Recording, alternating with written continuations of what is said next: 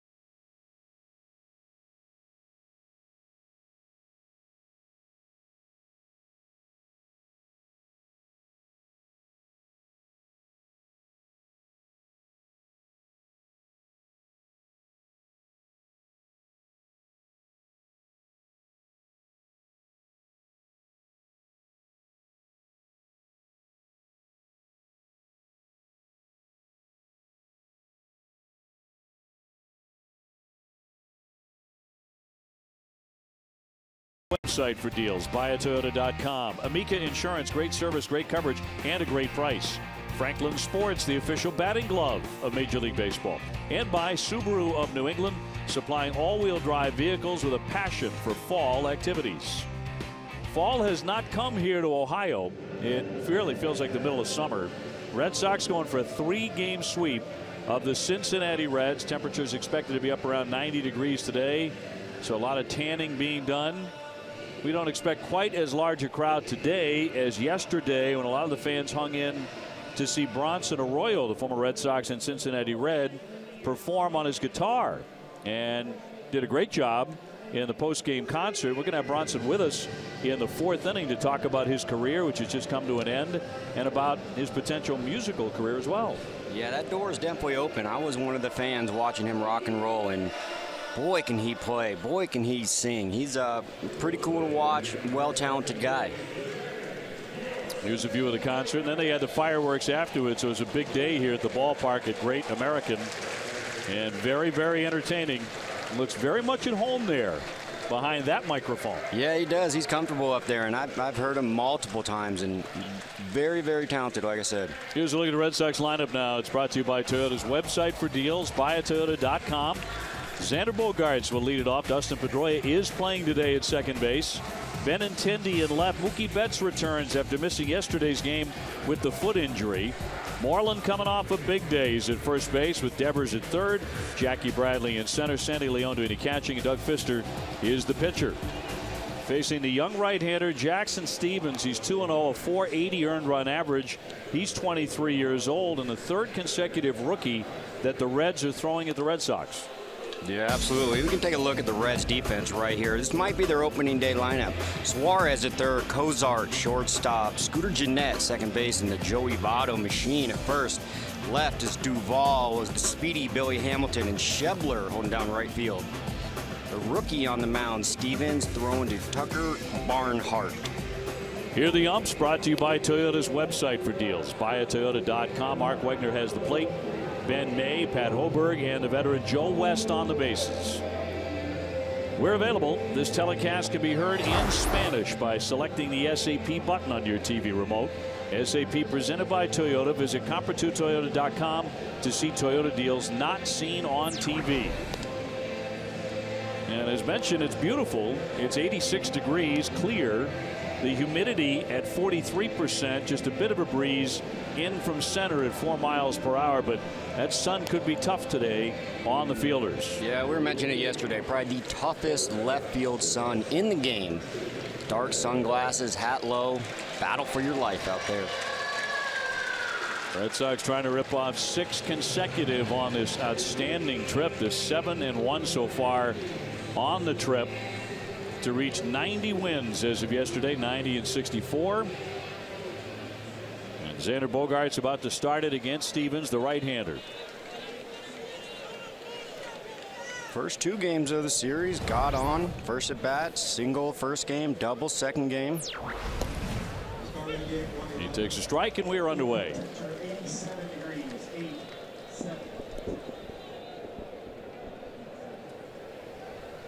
Red Sox with a 4-game lead over the Yankees with 8 to play. The Yankees have clinched a postseason berth with their win yesterday. They're in the playoffs no matter what. Of course, the Sox did that on Wednesday. I think the Reds got one more goal in mind before they are able to check off the other goals, and that would be the division. Certainly what the Sox have in mind.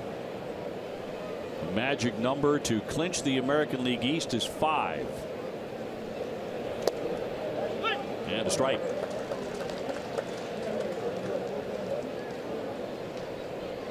Xander hitting .268, 9 home runs.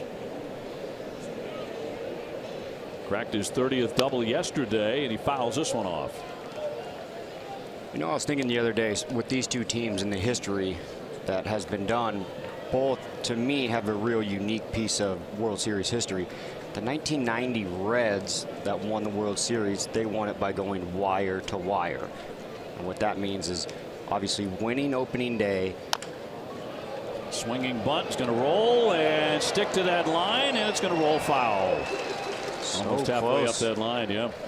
So wire to wire, winning opening day and never falling out of first place and finishing the season with a win, winning the World Series. 2013 Red Sox winning the World Series from a previous season of being last. So last place to first place. And I always kind of raise the question of the debate is what you'll see again. Will you see a wire to wire team, or will you see a last to first like the 13? It's a fun little debate. It was such a fun club to cover 2013. The 2-2 up the middle, not hit sharply. Cozart will sling on and get him. 1 man gone, Pedroia next. And there were so many characters on that ball club, yourself included, by the way. I was there, I checked in. But you know, we're going to talk with Bronson about the 04 Red Sox and, you know, the self-proclaimed idiots, and they had even more of those kind of guys on that club, and that felt like a first in so many ways. But both of those teams so unique as Pedroia takes ball 1. Yeah, exactly. So unique, and, you know, definitely thankful for the opportunity to wear the Red Sox uniform, and definitely thankful for the road they paved. Pedroia hitting .298, 7 home runs. Been a rough trip for Petey. A couple of times he's been out of the lineup to rest that knee, but he's gone 1 for 22 on the trip. He had a ground ball on the infield that he hit yesterday that I think if the knee had been healthy, that's certainly an infield hit for him. Yeah, and I think we're talking with Mookie's foot gingerly, if you will. Normally you see Dustin max effort down the baseline all the time, and you did see him kind of hold up a little bit and playing a little insurance on that knee. It was 50-50 whether Mookie would be back in the lineup, but I'll bet for Mookie Betts it was a lot higher. He's back in there this afternoon, as that's going to be on the corner for strike 3. Pedroia walking away shaking his head, but he strikes out, and there are 2 gone.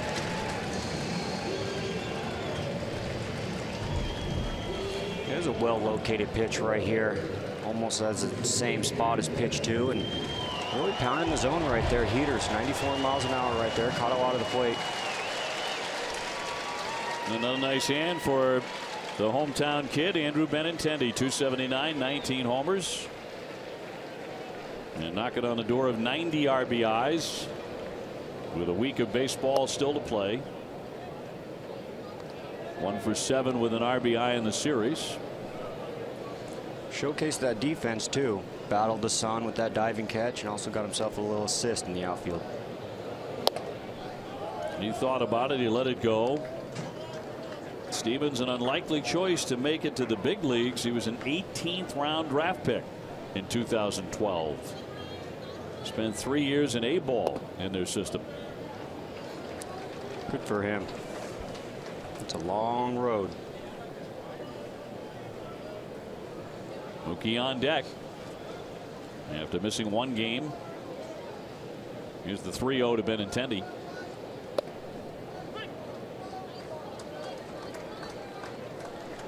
I'm sure Benintendi would like to do a little farewell gift to his people that came out and supported him for these 3 games. And over 1,000 here on Friday night. That fastball upstairs to walk him. So he's on board in front of Mookie Betts. Mookie held out of the lineup yesterday because of that contusion to the left foot. Suffered on Friday night when he fouled the ball off that left foot. On the road trip, he's 10 for 32 with 2 homers and 8 RBIs. He's played in 7 games. You know, the other thing that Mookie's been battling with, you see that pad that's taped on his bat right there, and that pad's going to be tucked into his thumb on his top hand. And I actually did that for a little bit in my career, and it just creates a little bit of a cushion. And you saw him battling some thumb injuries. You'll see some guys wear guards on his thumb, and he actually made a little pad that he tapes onto his bat for a little bit of cushion.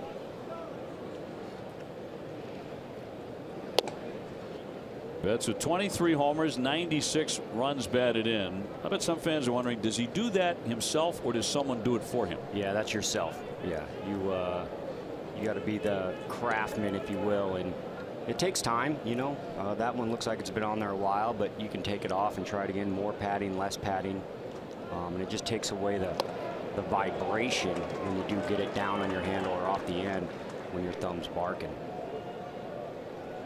I was talking to him about it too, and I did that for a while, and then my thumb actually healed and it was all good, no problem, but it just still felt so good in my hands. So you stuck with it? So you stuck with it, yeah. And whether his thumbs bother him or not, he's probably going to ride that pad out the rest of the year. 1-1 big swing and a foul. 328 down the left field line here, and it really sails to left and left center. 404 to straightaway center field, and 325 down the right field line. It is a launching pad. Yeah, it sure is. And the starters have done a great job. Bullpen done a great job. It seems like their winning formula is the home run ball. You keep them in the ballpark. Scooter Gennett's grand slam created 4 runs. Outside of that, they're pretty quiet. Yeah, in fact, the only 4 runs they have so far in the series. Red Sox pitching has been too good. Certainly has been on this road trip. Very impressive road swing. Trying to go 8-1 on it. Here's the 2-2. Runner goes. And swung on and missed for strike 3. The side will be retired. 1 man left. Doug Fister on the bump. Big start for him today. No score after a half inning.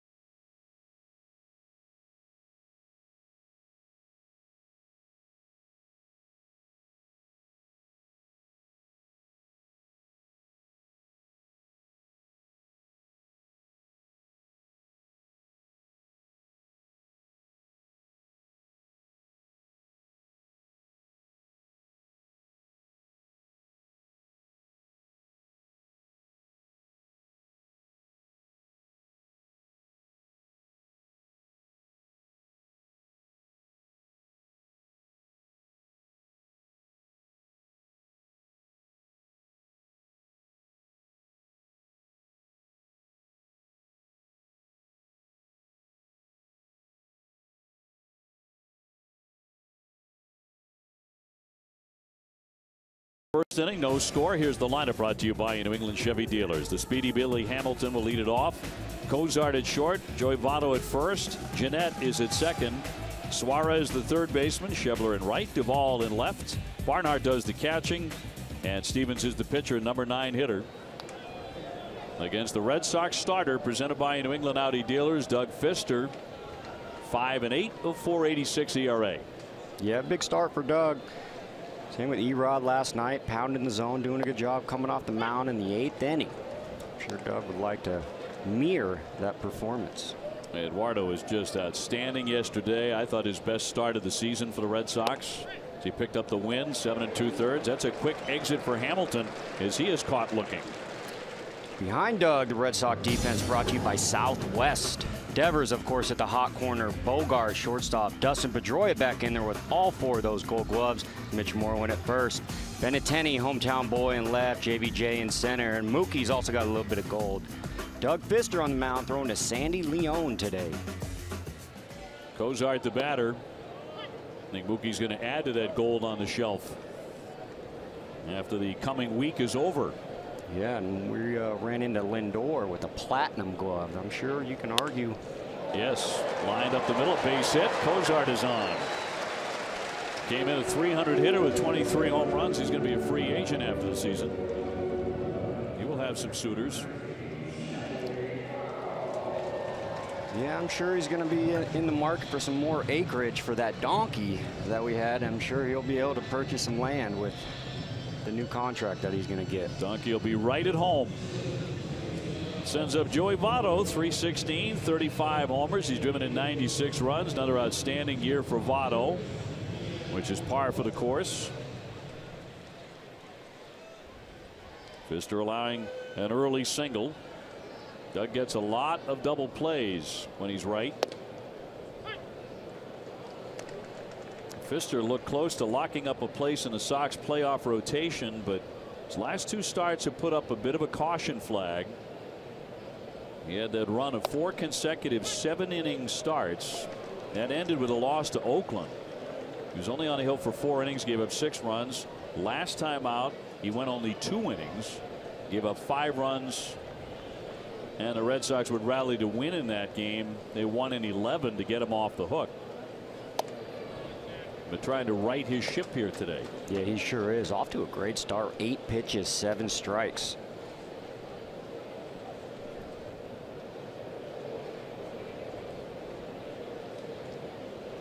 Red Sox on the infield really bunched up toward the middle on Votto, and that's going to be in there for strike 3. We're right on the corner to punch out Votto. Yeah, that's about as foreign as it gets. Joey Votto strikeout looking, obviously with the eye that we've been talking about that he has, and that is a strike. And that is about the only spot that I think you're safe with Joey Votto is up and in. When you're talking up and in for your scouting report, that doesn't create a lot of mistake ability. Obviously, if you go a little bit too high, it's a ball. If you go a little bit too low, now you're talking about a heater down the middle. So great spot right there. Well, every time a Sox pitcher strikes out a Reds batter, Lexus donates $50 to the Greater Boston Food Bank. Scooter Gennett, the batter, 297, 27 home runs, including 4 grand slams this season. He rakes that one. It's going to be a fair ball down into the corner. Cozart to third. Gennett into second. They're going to wave him in. The run will score. Here's the throw at third. He pulled up so to allow that run to score it in the rundown. He will be tagged out. So Gennett out for the 3rd out of the inning, but the run does plate, and Cincinnati has a 1-0 lead after 1.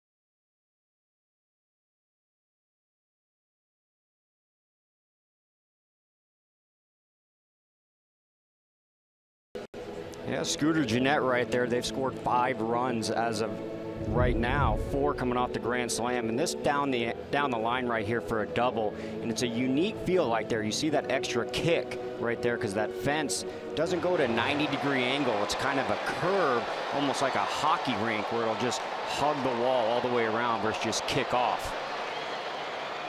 Coming in for the relay right there, getting the out and in the inning, but they did get a point. And you see that curve right there, and it's kind of like a hockey rink with a hockey puck where it'll just hug it all the way around. And at the end of the day, it kind of sums up a home field advantage play right there.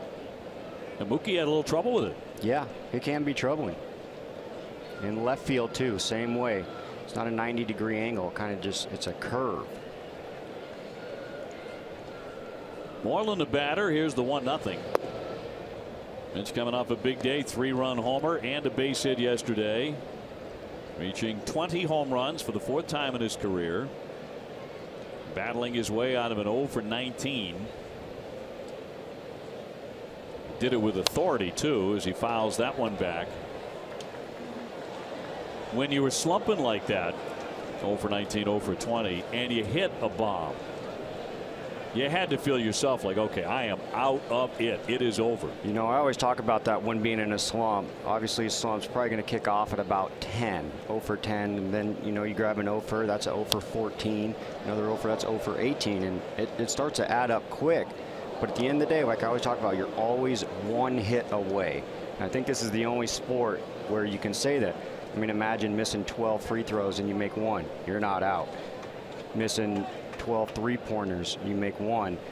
You know, a quarterback missing 12 throws, you make 1, you're not out. But in the baseball world, you're always 1 knock away from coming out. Sure. Last night's home run came on the first pitch of the at bat. First he had done that since August 27th against Cleveland. On the first pitch, here's the 3-1.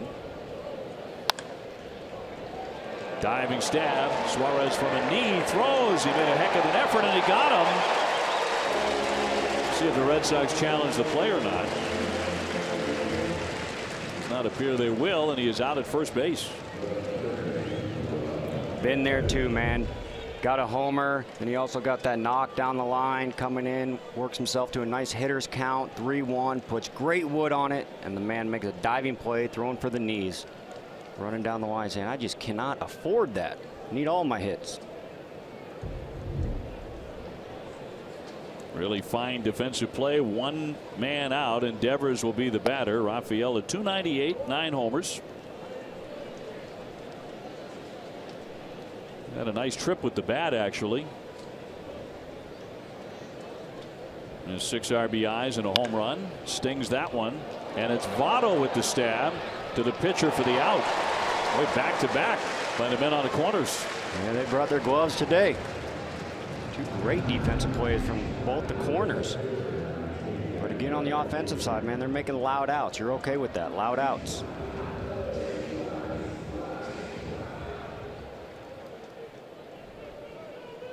Votto has won a Gold Glove. The guy's gotten better and better over the years as a defensive first baseman. Yeah, he sure has, and he has put a lot of work into his craft as a ball player.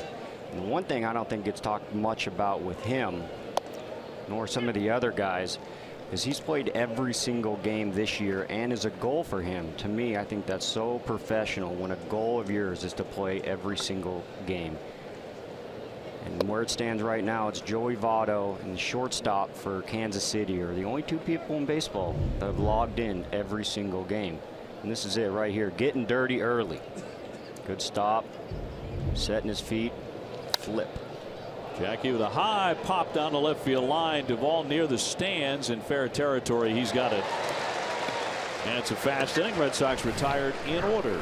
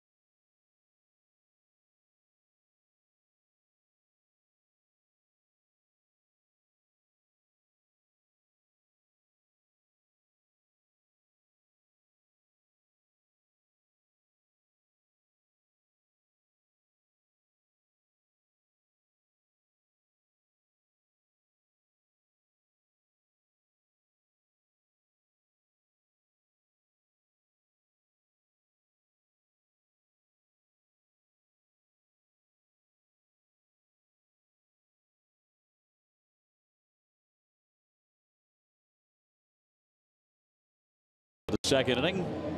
And time now for the Geico Red Sox moment, honoring the 2007 Red Sox World Championship season. In game number 155, the Red Sox would beat the Devil Rays 8-6. Jason Varitek and Julio Lugo each homered in the top of the ninth to put the Red Sox ahead. Jonathan Papelbon saved his 36th game of the season. Sox on their way to a world championship. We'll be talking with another world champion from the 04 team, the unforgettable 2004 champions, Bronson Arroyo.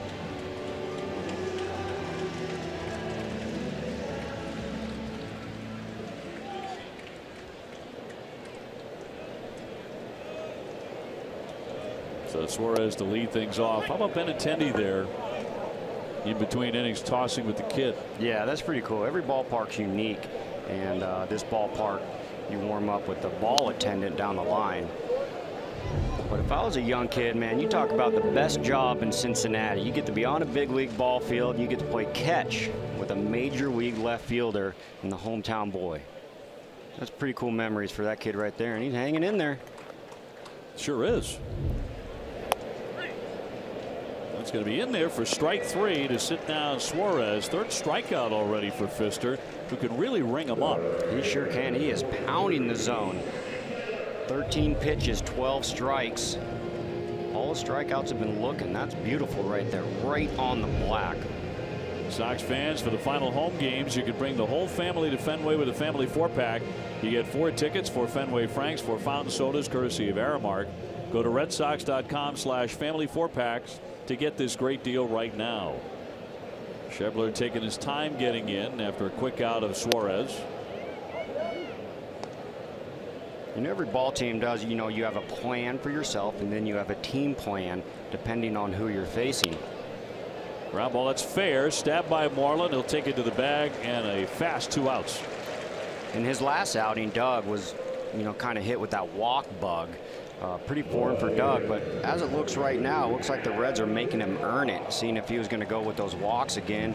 And they're looking at a lot of strikes, and you can probably tell that was their plan coming in, is make him earn it, make him earn it. And wow, he's doing it. So far, 15 pitches, 13 strikes, 3 strikeouts. Sends up Adam Duvall. And practically nobody talks about this guy outside of Cincinnati, but he's a 31 home run, probably soon to be 100 RBI guy. And he's done it for a couple of years now. Yeah, he sure has. And you can go back to the trade, and he came over from the San Francisco Giants for Mike Leake. And Mike Leake then, of course, goes to St. Louis, and then now of recent in Seattle. You could argue Cincinnati Reds really won that trade.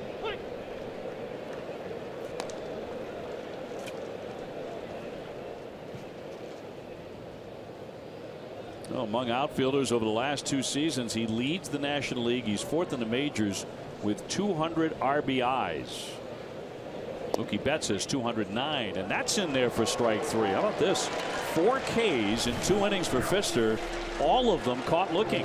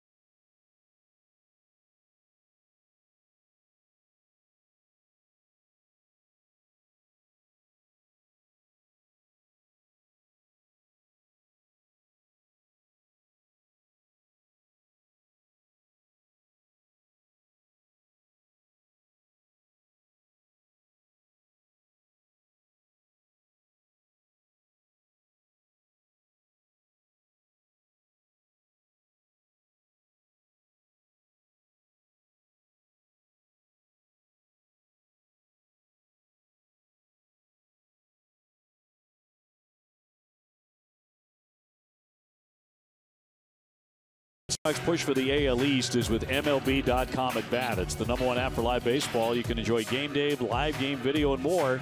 Download MLB.com at bat today. Cincinnati, bright sunny day. Great to have you with us. Johnny Gomes, Dave O'Brien, and Jemai Webster. Seen a lot of fans in the stands fanning themselves with programs, scorecards. You don't see that very often in September. As Leon leads off here in the third, 1-0 Reds. We do got a hot one at the ballpark today. That is a fact. Woo, steamy. Sandy cuts and misses. 223 with 6 home runs. Getting the catch today. Sox about to head home.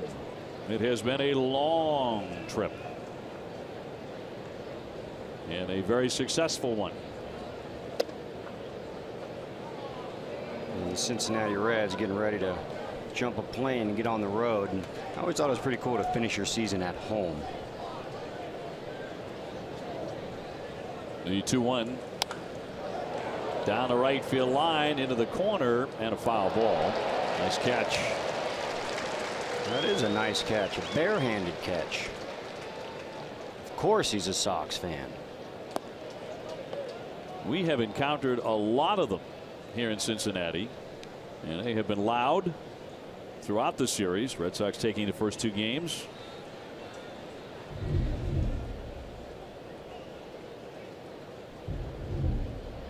Use both hands. That one rip. Well, that stayed fair. Head over the wall, and it is high off the wall. It caroms away from Schebler. Sandy heading into second base, and Leon scampers in with a double. Almost hit it out of here. Almost did hit it out of here. Some more action down the right field line, and again you saw that kick. Looks like Schebler thought it was going to play a little truer than it did. If he played that right, probably had the opportunity to hold him to a single. It'd be a long single. It's a good job right there by Sandy. Hasn't played in 2 days. Coming in, gets a knock his first at bat. So Pfister will be up there to bunt. Try out his bunting skills.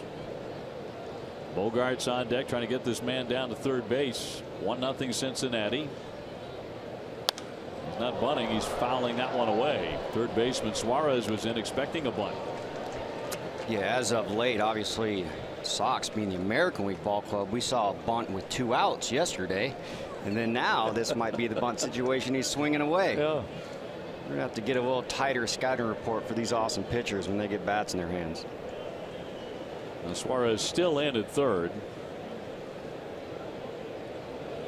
Yep. No intention to bunt. Lofts it into left. Coming on Duvall. He'll make the play.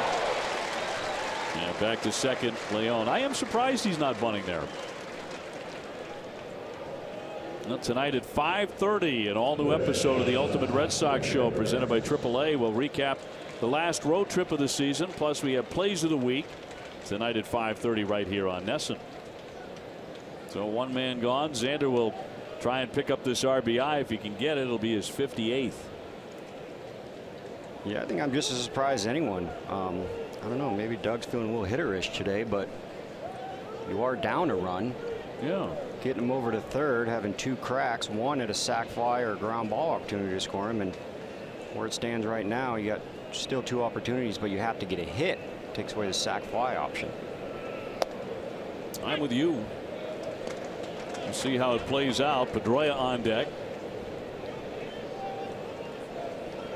Now, only 5 teams in baseball have won 90 games. Red Sox are one of the 5, along with the Indians, Houston, the Nationals, and the Dodgers. It's a pretty good company. Dodgers have won 98. Cleveland 97. Houston 95. I was having this talk the other day about how good baseball is right now as a whole, with a lot of really good teams. Everyone that goes to the playoff obviously has their eye on the prize, winning the whole thing. With that being said, I think every single team that makes the playoffs is going to be devastated if they don't win the World Series. You see a lot of teams that get in. I was on one in 2012 with Oakland.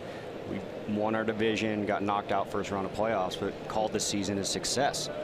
You know, really played above our skis throughout the season. But And you're talking Houston, they're going to be super bummed out they don't win because they went all in, went and got Verlander.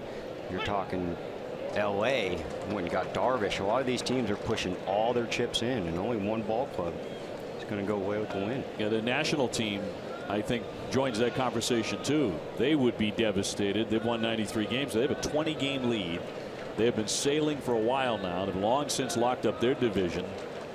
They consider themselves the best pitching team in the National League. Ground ball to shortstop. Leon has to freeze. Cozart will get him. And there are 2 down for Dustin Pedroia. Hockey is back in New England. Get an early look at your favorite Bruins players in action, as well as newcomers and prospects. Tomorrow, as the Bruins host the Chicago Blackhawks at TD Garden. That's tomorrow night at 7 on NESN. Yeah, that little simple ground ball right there to shortstop would have created a run if Sandy was able to get on third from his sac bunt. It would have been a tie ball game. He's still puzzled as to why the Red Sox did not attempt a bunt there with the pitcher. Dustin Pedroia looking to pick up his 61st RBI. Trying to clean up a rough trip. Now 1 for 23. And then on the other side of Doug's at bat, best case scenario, he does get a hit and drives in the run and big smiles like we saw from David Price and this and that. But now he's going to be on the base paths. That's going to skip to the second baseman. Hard hit, but Jeanette up and over. And the Red Sox, despite the leadoff double, do not get the run in. 1-0 Cincinnati.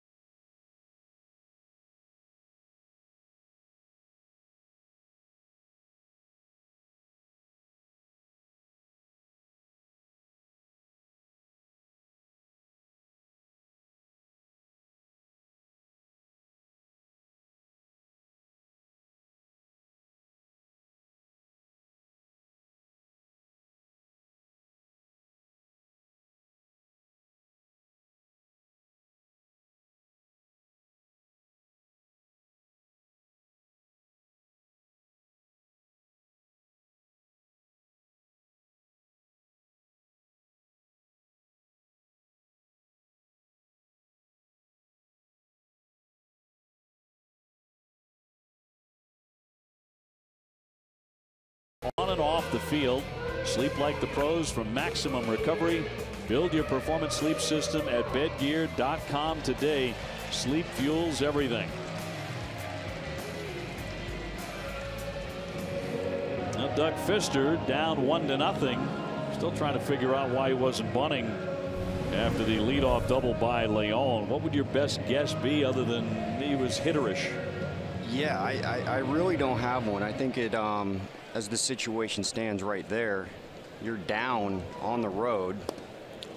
Doug Fister, he's not a National League guy, so it's not a guy who can handle the bat. Maybe like a Bumgarner, Strasburg can hit a little bit, but that's almost the only guarantee in sports, really, is you got a runner on second, pitcher up.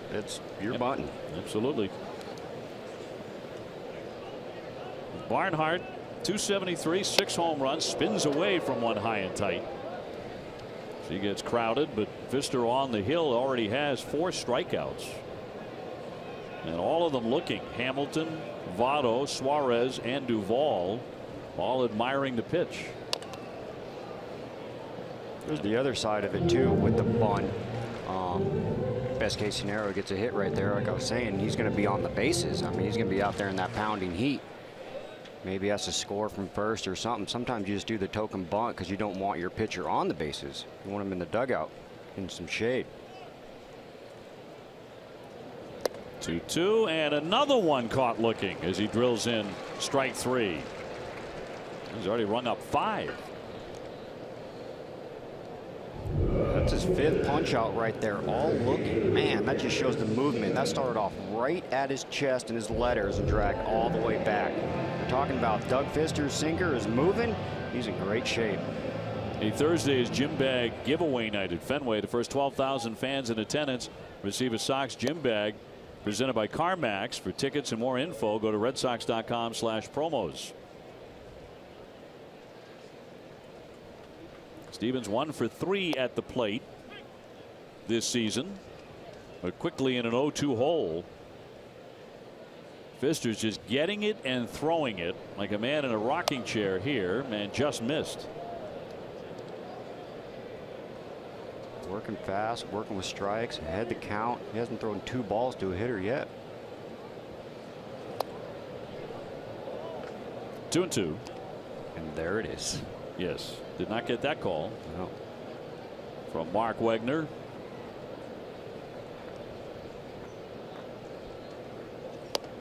And he will get that one for strike 3. So 6 strikeouts, all looking. Here it is right here. This is the 6th time you've seen it today. See that ball ride back? It's about 10 inches of movement right there. That ball was on the chalk line in the other dugout and rode all the way back. So he's looking for his 2nd consecutive 1-2-3. This time looking to strike out the side. Billy Hamilton struck out looking in the 1st to start the ball game for Cincinnati. Reds in the lead 1-0. And he asked for time. We see this every once in a while when Fister really gets rolling. The hitter will ask for that late time back out of the box, trying to break him up. This is a guy who could drop down a bunt even with 2 out. Yeah, I'm surprised we haven't seen the bunt yet. Granted, he only has 1 start this series, but I'd take a bunt out any day versus a pop-up with his speed. Anytime you put the ball on the ground, you put a lot of pressure on that defense. You put no pressure on the defense with the can of corn. Hamilton with blazing speed, 58 stolen bases this year. Wraps that one foul. He came back off the DL over the last few days after fracturing his thumb on a bunt. So maybe he's not so delighted to be bunting. 1-2. Yeah, that might raise another question too about Doug Fister's at bat. Maybe when John Farrell said, I don't know how to bunt. You know, sure. I don't feel comfortable putting my hand on the barrel where you could possibly get, you know, a ball right off your knuckle. We're talking about having pitchers hit just in general. Maybe he's just not comfortable squaring around. But Red Sox score a couple more runs. That question won't be asked. 2-2, a wave and a miss, and he struck him out. Of course, Fister did spend some time in the National League, but he has just struck out the side, and it is 1-0 Cincinnati.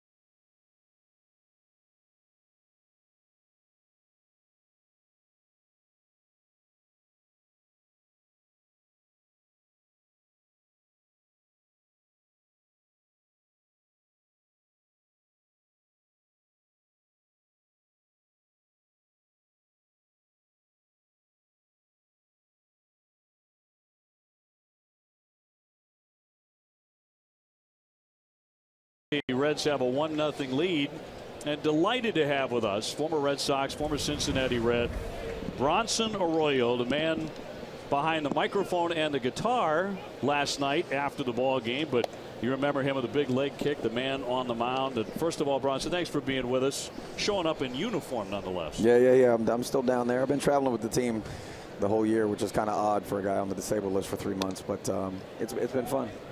Yeah, and how about we've seen 3 rookie starters so far, and obviously surrounded by the rookie pitching staff. I'm sure you're pretty hands-on, like I know the guy you are. I mean, they got some arms coming, huh? Yeah, you know, we've got probably 10 guys competing for 5 spots next year. They're all pretty much had 0 service time in the big league to start this year, and it's been fun. You know, it's part of the reason why I came back here, because I knew there was an opportunity to give back to some of these guys, even if I wasn't going to be healthy. I only made 14 starts, so the last couple of months I've gotten an opportunity to really sit with some of these guys. And, you know, guys like Castillo and Rob Stevenson, who you guys saw a couple of nights ago, you know, I didn't have a whole lot of influence on those guys. You know, they kind of just did their thing, and some of them are blossoming right in front of our eyes. But other guys like Jackson Stevens and Sal Romano and Amir Garrett and these guys, they've gotten to pick my brain all year, and it's been good for the organization, and I feel, you know, proud about what I've been able to accomplish here, you know, off the field. Mookie Betts with a high fly to center, driving back Hamilton out of the warning track. He makes a nice running catch to set down Mookie. 2 quick outs. Bronson, I can't help but think, I mean, a 22-year professional career for you, winding down. But as I look out, I see Joe West there behind third base, and you're here. And the first thing that jumps to mind is Game 6 of the ALCS, and you and A-Rod on the first baseline. How often do you think about that? I get reminded of it all the time. Every time I'm in New England, you know, somebody talks to me about that play. And, you know, there's only a few things that define your career, as Johnny knows. You know, I mean, there's going to be like 3 or 4 highlights that you really can lean on, that people are going to say, hey, I remember you from that. And that's one of the plays that really kind of stuck with everybody after that. Obviously, it turned the series a little bit. We got a little momentum there and finished that game off. So, you know, something I was lucky and fortunate to be around. I mean, just to be on that ball club, honestly, in 04 was fantastic, and something that I could never have imagined. You know, I was 27, but felt like still a rookie in the game with how veteran that clubhouse was, and I was flying behind, you know, Kurt Schilling and Pedro Martinez, Derek Lowe, and Tim Wakefield. It was like I was just riding these guys' coattails, trying to give the team a chance to win every 5th day. Pretty darn good pitching staff. Yeah, I mean, and look, I've got 148 big league wins. I've pitched for professionally for 22 years, and I'm still the last man on the totem pole. They all have more wins than me and better numbers. So, fantastic pitching staff. Chopped up the middle, and he out at first base. Down goes Moreland. Can you stay with us another half inning? Yeah, sure. Bronson Arroyo joining us in the booth. 1-0 Cincinnati.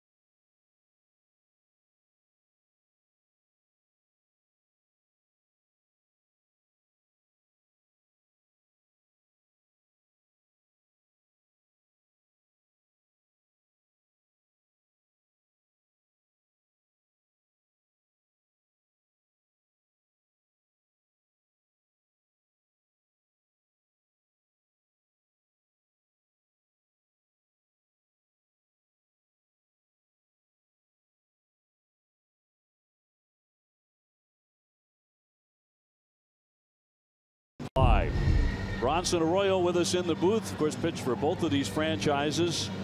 22-year professional career. When you think back to 2004 and everything that it meant, not only in your career, but to the city of Boston, all of New England. What is the first thing that comes to your mind about that group of guys?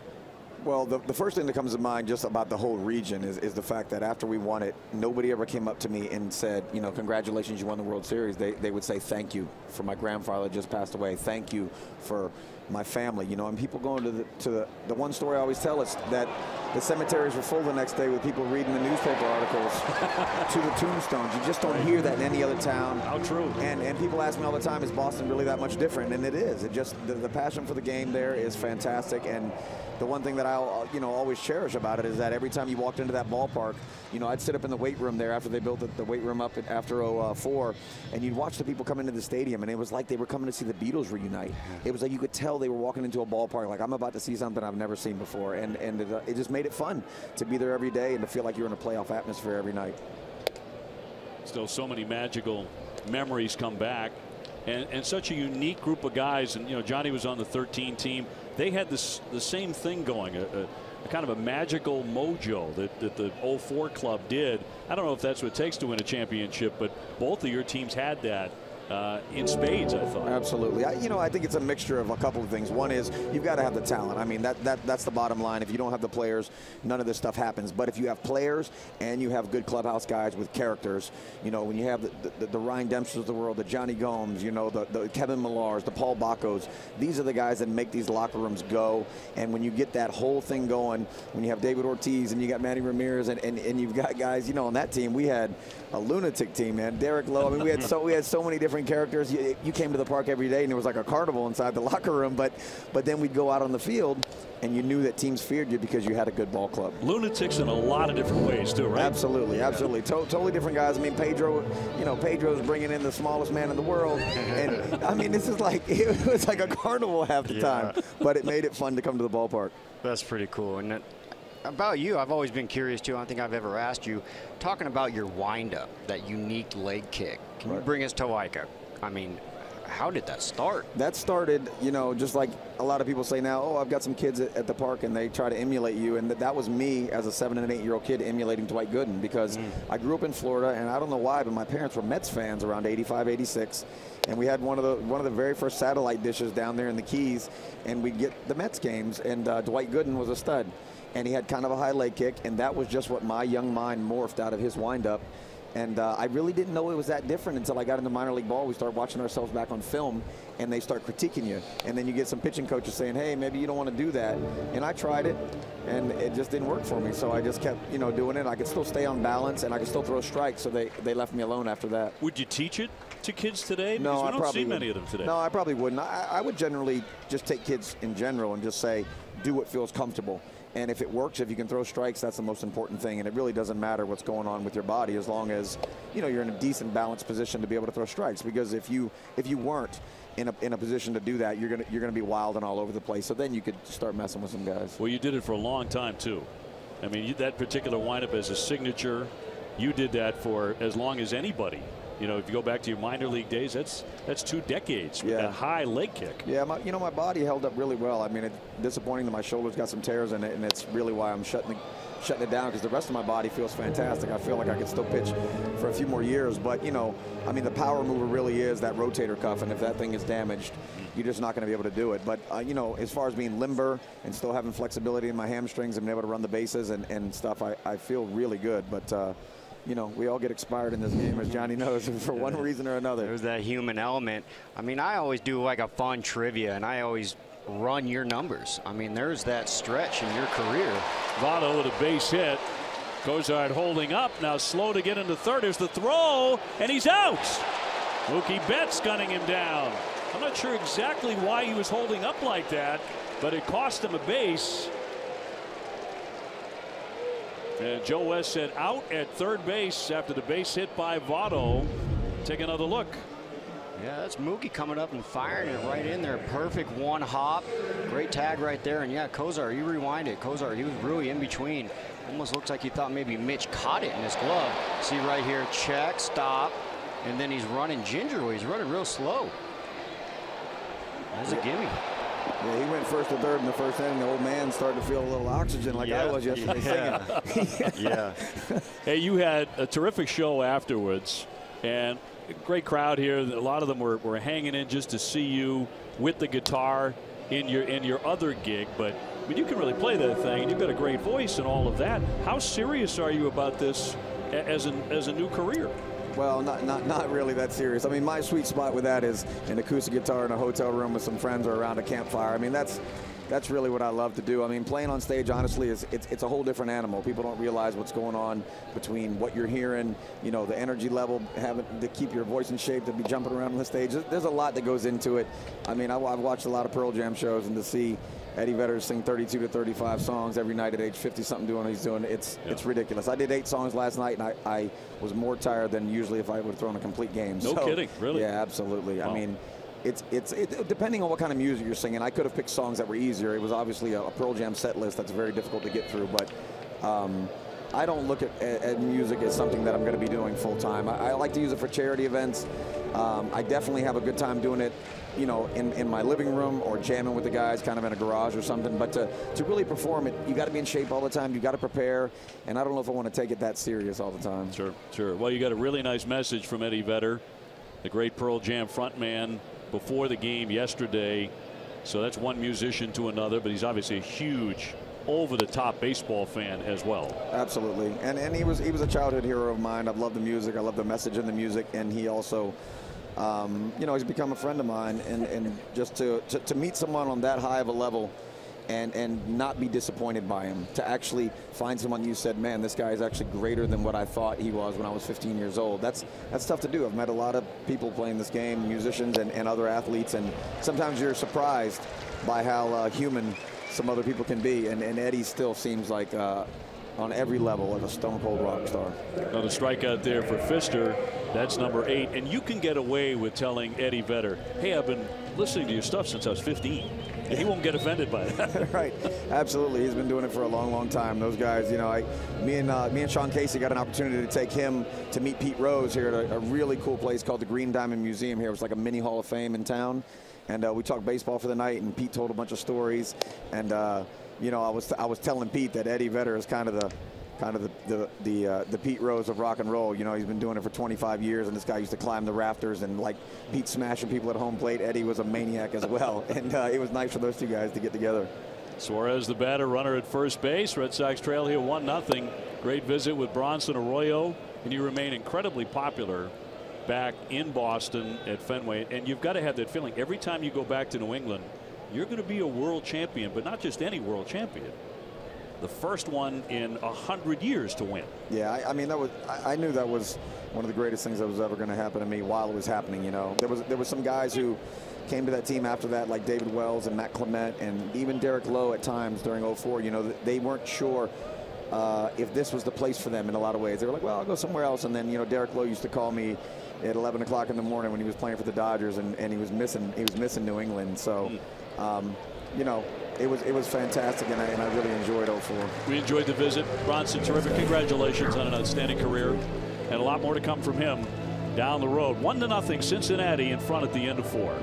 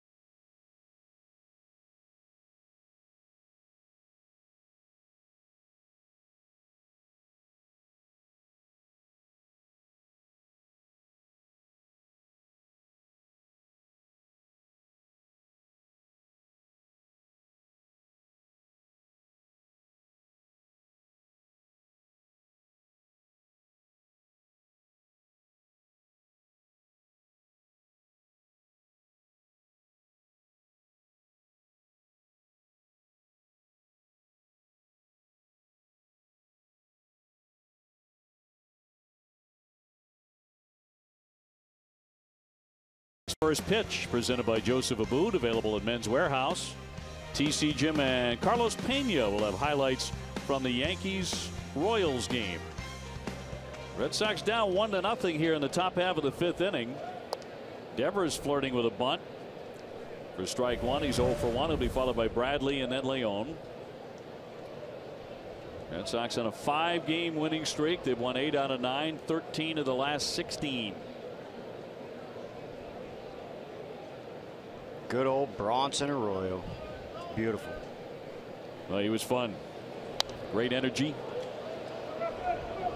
40 years old, but that's what the birth certificate says. He looks like he's about 25. Yeah, and I'm glad I got that opportunity to ask him. It's been on me for a while about that unique leg kick of his, and yeah. what a cool story. Doc Gooden inspired. Foul ball. Yeah, he was going after Doc, and now the young kids are trying to be like Bronson. Pretty cool passing the torch. He's talking about growing up in the Keys, the Florida Keys, where he was raised, and watching the Mets around 85, 86. High fly ball into right field, backing up Schebler into the corner. It carries, and she is gone. Devers has tied it with number 10.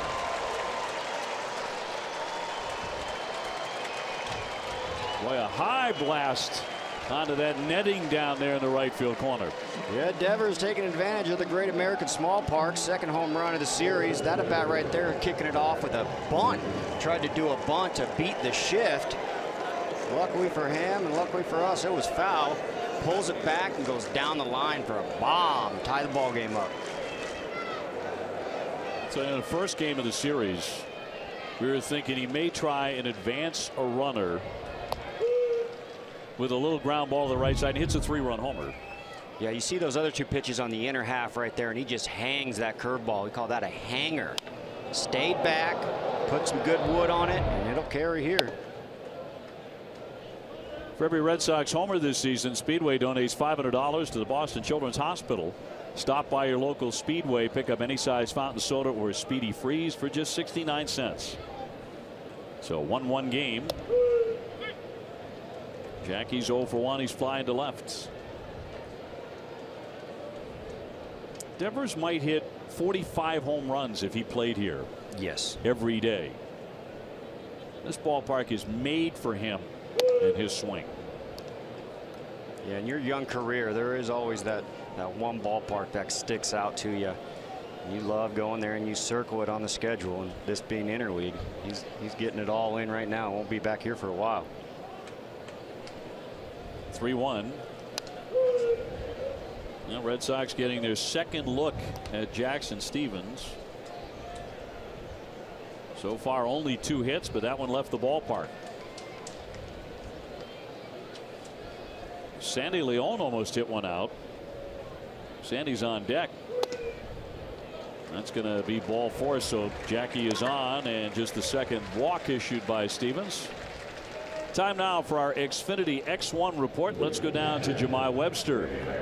Well, Dave, I talked with bench coach Gary DiSarcina, and he, of course, had Mike Trout when he was first called up with Anaheim, but he didn't come on the scene like this. He says Rafael Devers' calmness has been unparalleled. He's shown he can hit the ball to all fields. That's been a welcome sight. And he really praised the minor league development team for preparing him for this level. Guys like Carlos Febles, they've shown him what it's like to be a big leader, and that success has paid off. Another home run to add to his resume today. Yeah, his second home run on the trip, Jemai. Hitting over 300 on the trip with 7 RBIs. He's been a real factor for the Sox. They've gone 7-1 on the road trip. Now Sandy Leon, who doubled high off the right field fence, almost got it out of here in his first at bat. He pitch out, no play on. Red Sox are trying to do something quite rare, and that is back-to-back sweeps. That is rare, and it is tough to do, and you can't lose sight of how hard it is to do that. Cincinnati, not exactly where they'd like to be in the standings, but at the end of the day, you see the power and you see the RBIs that they can do, and the great defense right here. You got to play these guys tough. Walking away with a sweep in Baltimore, too. And you want to talk about back-to-back sweeps on the road. which adds more difficult. Doug Fister on deck. Stevens with a 1-1. Not to be made. Back in lunging Jackie Bradley. Red Sox heading home for a 3-game series against Toronto tomorrow night. And the big smooth is on the mound. Drew Pomeranz 16-5 against left-hander Brett Anderson of the Blue Jays. Popped him up into left. Duvall there. So 1 man gone, and now we'll see if Fister is bunting. Ace Ticket, Boston's trusted source for Red Sox tickets from bleachers to boxes. Treat yourself for someone special with tickets to a game. Visit aceticket.com now or call 1-800-MY-SEATS.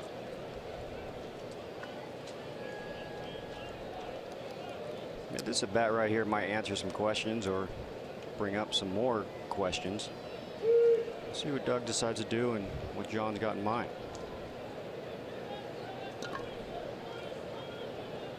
Squares to bunt here, and he bunts it foul for strike 1. So he is bunting in this trip, at least initially.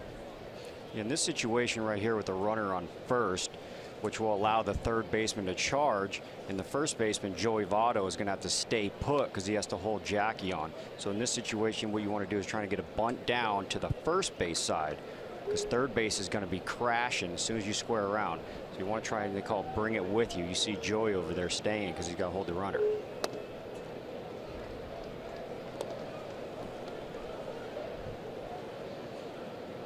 Chris Sale will pitch on Tuesday night in Game 2 against Toronto, and will go into that start with 300 strikeouts.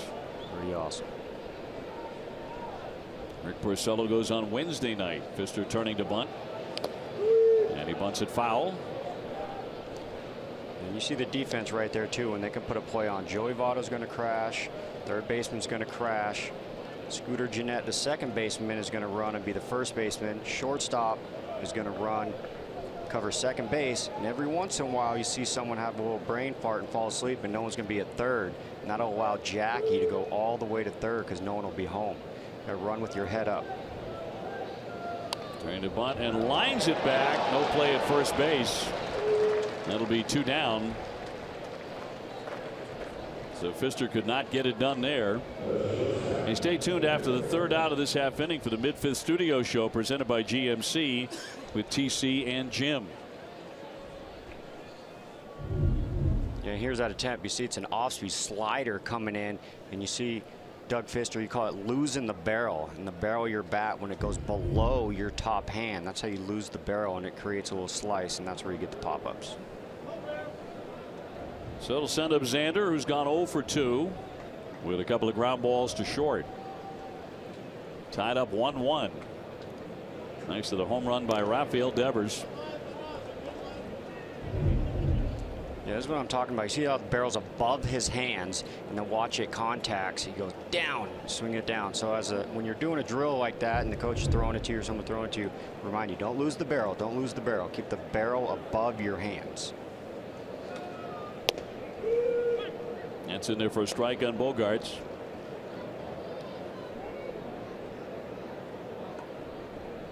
One thing Xander Bogaerts has been doing a lot of on this road trip is taking ball 4. He's walked 9 times on the trip. Good leadoff guy. Yes, he's taken to that leadoff position.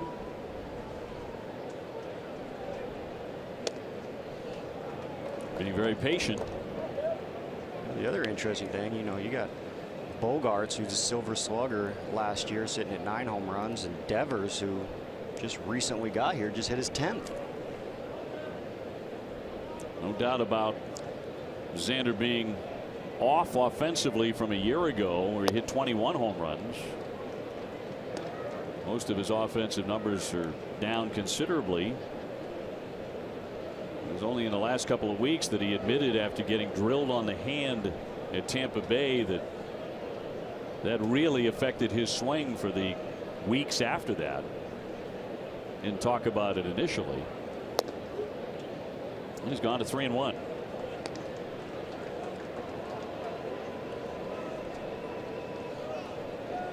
That leadoff spot might be a nice little cozy spot for him to jump into. Maybe take the power numbers off his head and just focus on getting on base, hence the walks that he's been taking. Pedroia on deck. 3-1. Bradley at first, not running. And a strike from Stevens.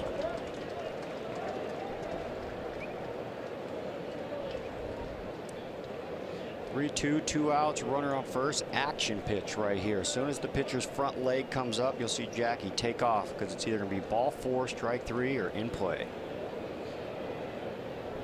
Runner goes. Tried to hold up, but it's a swing and a miss for strike 3. And the side is retired, but the Red Sox get even. Time now to turn it over to TC and Jim for the mid-fifth studio show presented by GMC. Guys.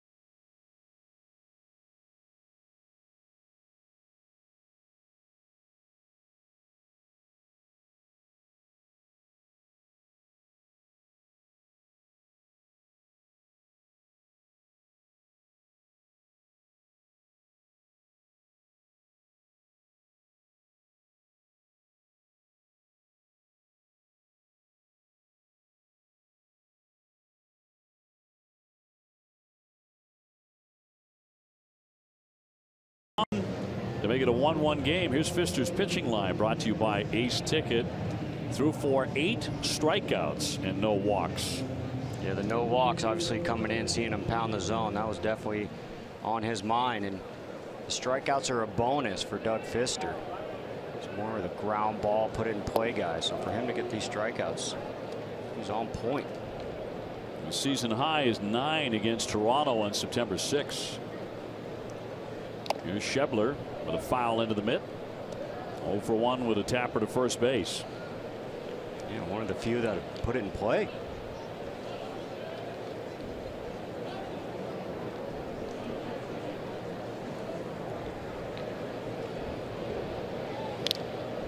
That one got the umpire. That one hit Mark Wegner. Waving off any trainers, but he gets bit. Yeah, this is a tough one right here.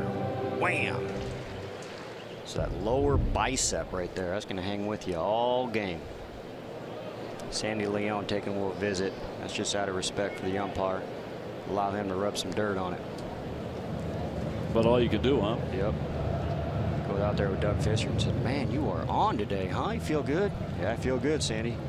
You get another strikeout right here? It's on my mind. All right.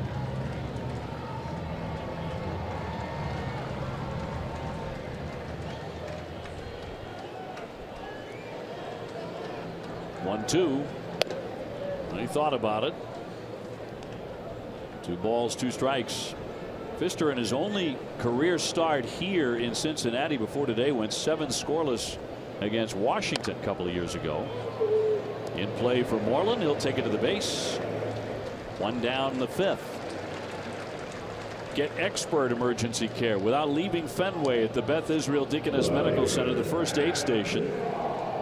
Visit bidmc.org. So 1 out on a ground ball. The first will send up Adam Duvall. Coming into the series, we're talking about this being a launching pad. Great American Ballpark, better known as Great American Small Park. Jackson Steven doing good. Erod doing good. David Price coming out of the pen doing good. Majority of the time, you kind of take the over when games are in Cincinnati, and it's turned into a pretty good pitcher's duel all 3 games. Red Sox so far getting about all they can handle from the right-hander Jackson Stevens. He's held the Sox to 2 hits, although one of them left the ballpark thanks to Devers. Duvall struck out looking in the second. He became the 4th strikeout victim looking.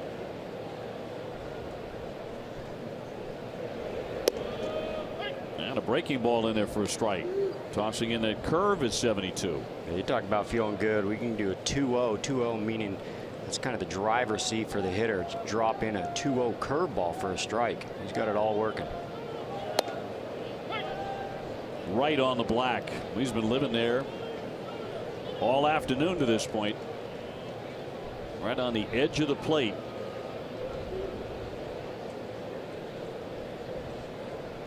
And if he can strike out Duvall here, it'll be his 9th K in the book here this afternoon. The 2-2.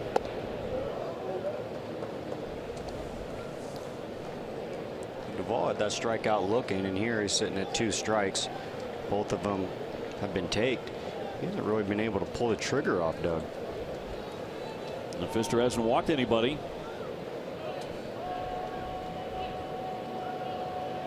Three-2 coming. Softly hit, fair ball. Went for the bare hand effort. Off his hand, and the ball beyond the base hit. So that'll be their 5th hit of the day. You call this situation do or die, and the die isn't that really bad because it's going to be just a token single. But you do want to make sure you do get a hand on it or a glove on that. If you do go down with a bare hand and you whiff, that ball's going to roll all the way to the outfield because no one's behind him, all the way till Benintendi with his back against the wall. And that can turn into a little token single, and he can run for a while if it gets by him. Sends up the number 8 hitter Barnhart, who has struck out looking his first time up. Just signed a multi-year contract this week, just as the Red Sox were coming to town. And this is what Doug's known for right here. 1 out, runner on first. He can push that double play button. Ground ball here gets you 2. Not really known for the strikeouts. He's racking them up today. He is known for getting out of jams with the ground ball double play.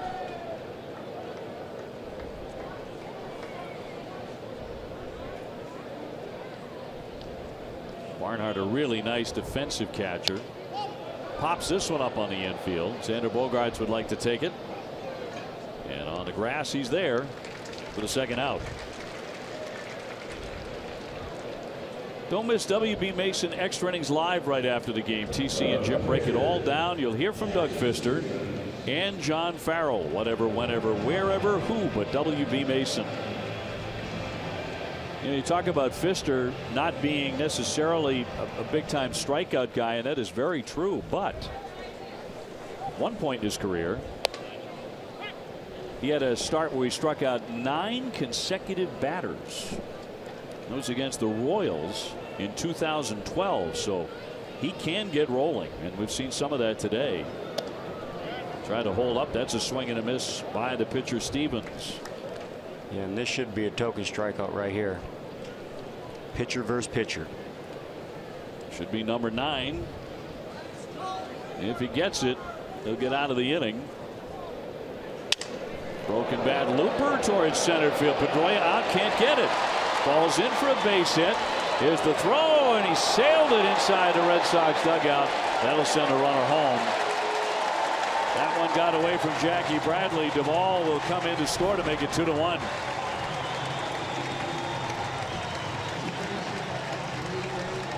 And a big-time misfire to score that one. A broken bat knock. It just shows how tough it is to do what he is doing, because sometimes you can make your pitch, which he did right there, jammed it all the way on his hands. But a pitcher sometimes can get creative, and I think Jackie kind of forced this throw right here. Wouldn't it sail as is right there, but I think it would have been no foul, no harm if he just ate it and got it right to second. The throwing error right here is going to allow him to score. allow the hitter to go to second. He kind of pushed it right there. And this is on my mind too. You see Price coming out right here. What he's talking about is you saw Devers throw his glove at the ball. Devers is going to argue that it just kind of fell off with his hand going up. But I want to say you get an extra 2 bases if that's the case. So this is going to be an umpire's decision. So when Devers went up for the ball, you see his glove go flying. Just like that. And that is a no-no. That's an equipment violation. So if the umpires do want to challenge it or do something with it, that's an extra 2 bases. They're going to leave it alone, however. But yeah, that's what Price was coming out for. He's having an argument that Devers tried to knock the ball down so it doesn't go in the camera well right there to save the run. So it's a base hit and an error. No RBI. Hamilton has struck out twice. 2-1 Cincinnati.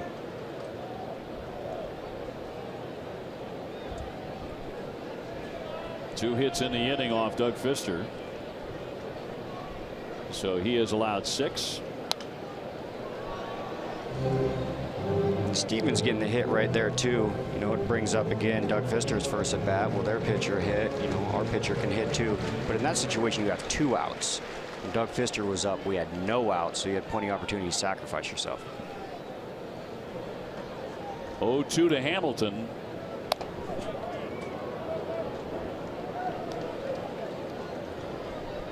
Hamilton trying to become the first Reds player to lead the National League in stolen bases in 3 consecutive years since 1970. That's a rope and a fair ball down the line. Stevens is in to score.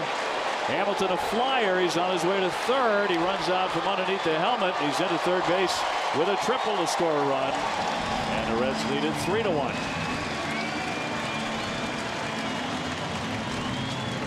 Yeah, getting a little 2-out magic, the Reds are. Driving this ball in a 1-2 count right down the line. And that's got triple written all over it with his speed. Although Mookie Betts played this ball better, you see that ball kick around kind of like a hockey arena like I was talking about, but you're not going to slow him down by any means. Hamilton, after striking out twice, gets some revenge against Fister. Carl Willis is out. We'll see if that gets the Red Sox bullpen active. That's their 3rd hit here in the 5th to take a 3-1 lead. That crooked number at any given point is a possibility at this ballpark. So it's Robbie Scott beginning to loosen, just getting started. Votto's a couple of batters away. And the next man in will be Zach Cozart. And he's been trouble today with a couple of singles. He's 2 for 2 with a run. Yeah, he's the only one really seeing Doug well. A chance for another 2-out knock, which would create an RBI. In there for strike 1. Doug's starting him off at the curveball. Hasn't thrown too many of those. He did go to it in that 2-0 count, and he's confident in that. And we'll see if he sticks with it.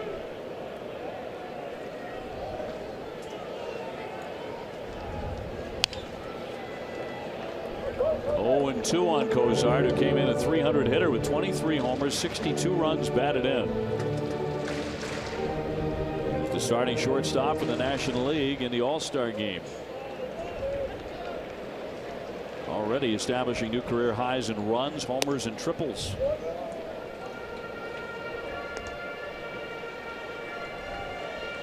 You obviously wouldn't mind, anyone wouldn't mind have a career year on your free agency year. Some do, and tell you what, some don't. It's hard to play with that monkey on your back. 1-2 and a fly ball to center field. Jackie Bradley in on this one to retire the side, but 2 big runs up there. Reds scored twice, and they now lead it 3-1 going to the 6th.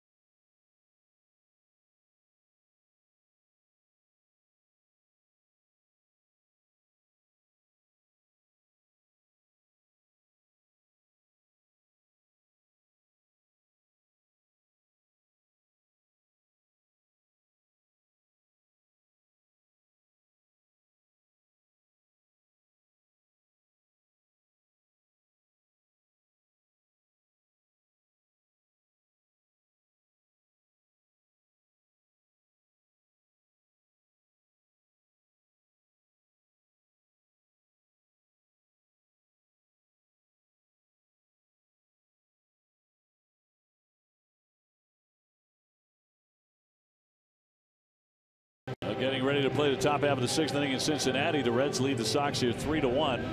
Jackson Stevens pitching line brought to you by Lexus, inviting you to see, hear, feel, and experience amazing. Well, into the 6th inning, his pitch count pretty good shape, 77. Couple of walks.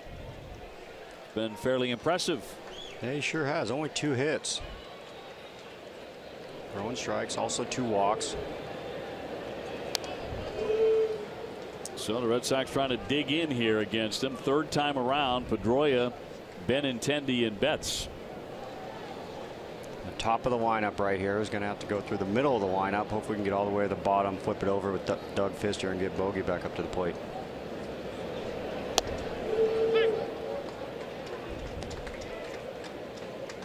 And this same pitch that Dustin took his last at bat for strike 3 looking his first at bat. He's staying away from Dustin. And the 0-2. Scouting report on Stevens coming into this start was his breaking ball needed a lot of work. He's only 23 years old. 1-2. That one knocked it into right field. Great play by Genetti's up and gunning. And he got him. He stole a hit from Dustin Pedroia. Stole a hit, yes. That's their 3rd diving play for an out. One by 3rd base, one by second base right here. Votto earlier. This is a great play. Sets his feet, throws a strike to first, and gets Dustin. And again, I think a situation with a healthier knee, Pedroia has a great chance to beat that. Yeah, Dustin Pedroia does have a great chance to beat that. Hence the fact where he's always right around 300. I think if anything, he's probably the most frustrated knowing those hits are taken away from him now with that knee. Well, Red Sox going for a sweep here. Great American Ballpark in Cincinnati. Dave O'Brien along with Johnny Gomes and Jemai Webster. Sox 7-1 on this trip. And Red Sox are getting help in Toronto from the Blue Jays, who are out to a 6-1 lead on the Yankees. But the Sox are trailing here 3-1. Benintendi showing bunt. On the day he's walked and also lined to second. Yeah, and that bunt right there, you call that a shift beaten bunt. If you look where the 3rd baseman is, 3rd base is playing a shortstop, which is a vacant 3rd base. You don't even need a good bunt. You just put it down there. That's in there for a strike. We did show you Wandy Peralta, the lefty, throwing in the bullpen for Cincinnati.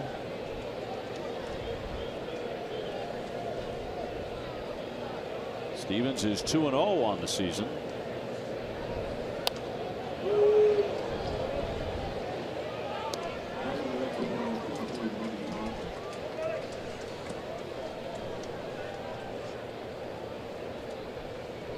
So the Red Sox are going to have to come from behind, which they've done so often this season, in order to pick up their 91st win of the season. Yeah, I'd tip your hat obviously to the Sox in this matchup. Once you get the starter out of the game, that's what they got to do. You want to get into that bullpen. That bullpen ERA is north of 6. Stevenson hanging in there right here, pounding the zone. High pop left field. Duvall hard to the stands. He can't get to it. Red Sox, in fact, have 41 come from behind wins this season. That's already 4 more than all of last year. They lead the majors with 17 wins when the game is tied or if they're trailing after 8 innings.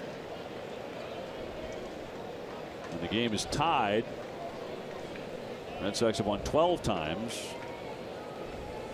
after 8 innings and trailing 5 times. Goes to all those extra inning wins. Here's the 3-2 to Benintendi. Nice hop for Votto. Underhand toss to Stevens. 2 up and 2 down. A recap of the interesting game so far. You've seen a little bit of everything. You've seen Doug Fister right here pounding the zone. That ball is coming all the way over. Doing a great job. 8 punch outs so far. You see the Devers homer right there on a hanging curveball. We were talking about how Stevens needed some work on that curveball, and Devers going to let him know. Broken bat knock for a bloop single, RBI single. Ball ends up in the camera well. Going to get an advanced run right there. Have an opportunity to watch Hamilton run right here. Fastest guy in the big leagues into triple down the line. Mookie Betts has struck out and flied out 0 for 2.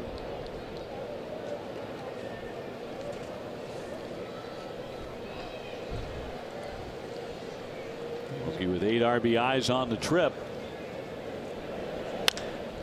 Fly ball off the end of the bat. Hamilton backing up to the edge of the track, now onto the track, and he's got it. Red Sox go down 1-2-3, and they're down 3-1 in the middle of the 6th.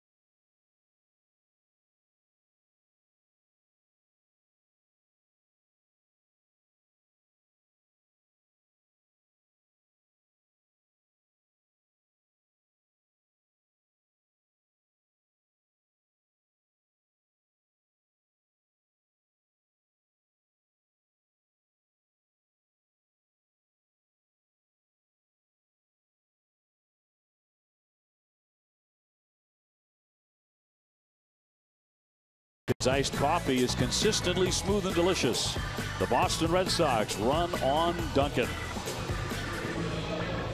Warm and sunny here today in Cincinnati. Game time temperature is about 86, 87 degrees. Weather's been beautiful here really for 3 days. Very summer-like. Red Sox have taken games 1 and 2, but trailing here in game 3, 3-1. Last half of the 6th inning, Votto leading off. Line drive and a base hit. Kind of a looping line to right field. His second knock today. CVS Health is investing $50 million over 5 years to extend their commitment to helping people lead tobacco-free lives, moving us one step closer toward a tobacco-free generation. You can learn more at cvshealth.com/be-the-first.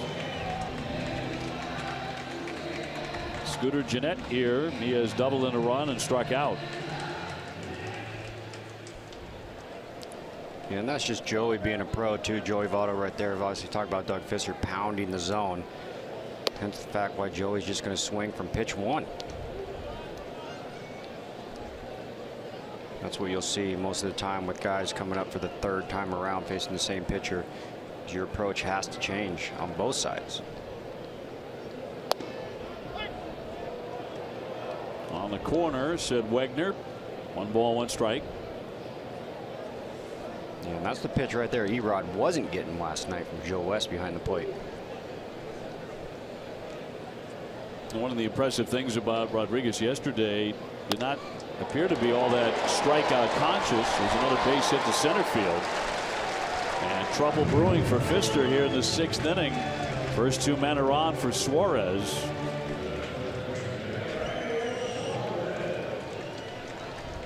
Abad is up in the Sox pen. Right hand hitting Suarez has struck out and hit into a fielder's choice today. So the Reds trying to open it up, leading 3-1. Suarez is an RBI guy. He's driven in 81 runs. And Doug Fister always does have that double play button. This would be a great time to push it right here. 83 pitches for the veteran righty.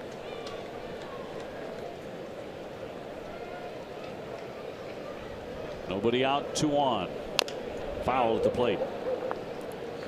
You see that foul ball off the front foot from a batter. It really tells you that sinker is sinking. Good sinker right here as we get a short ground ball to the left side. Devers or bogey. Flip to Dustin over to Mitch for 2 outs.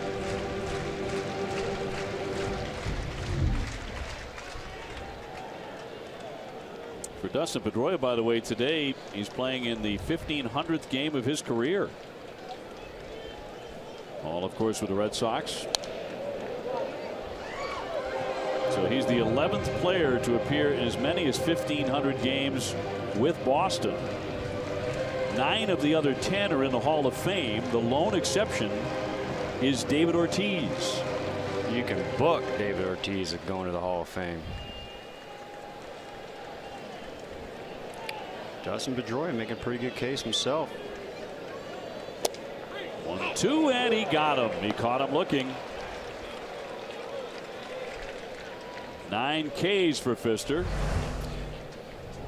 This is a friendly one right here. A little bit out. We'll take it and needed it. Amica Insurance, great service, great coverage, and a great price for Auto, Home, or Life insurance. It's also going to be his last one, because here comes John Farrell. Let's see if he decides to lift him right now. I'll tell you, Doug, knowing he's pitching for a playoff spot, he does not want to come out of this. He is going to go to the pen, however. You almost never see John Farrell go out where he does not make a move. And Pfister winding up with 9 strikeouts, but trailing 3-1 in the bottom of the 6th inning. The 2 men aboard belong to him. Abad is coming on, and we'll be back with more in Cincinnati in just a moment.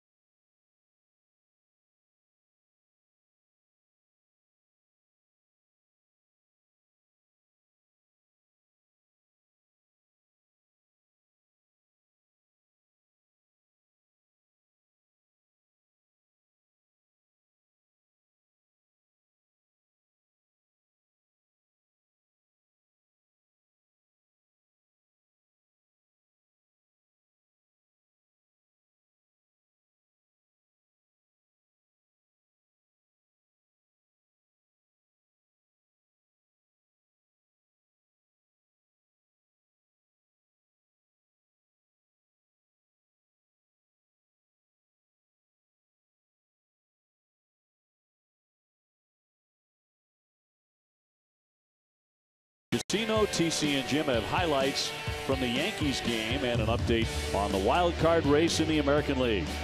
Yankees did clinch a playoff berth yesterday with their victory, and Doug Pfister out of the ball game after 5 1/3. 9 strikeouts, no walks, but also 3 earned runs, 9 hits. Yeah, coming into the game, you say Doug Pfister to have 9 punch outs, no walks. You probably think he's coming off the mound with the win, but they're able to sneak a couple runs across the board, and Red Sox haven't had the opportunity to do that. It'd be nice to get him off the hook. He pitched really well. So Abad in, 46th appearance. Done some very good work, 2-0 with a 298 earned run average. That signature Ephus pitch. The Ephus. Ephus, soap bubble, dead fish. A lot of unique names for it. Slow. Sometimes 55 miles an hour. First and second, and in there for a strike. There's a 73-mile-an-hour changeup on Schebler, who's gone 0 for 2 with a pair of groundouts.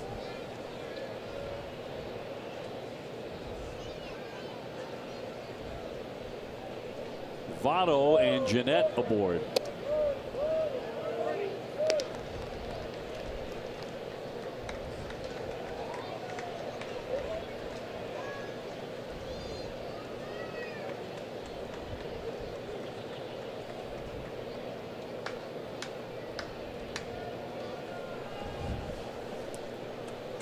And a Bond with a 1-1.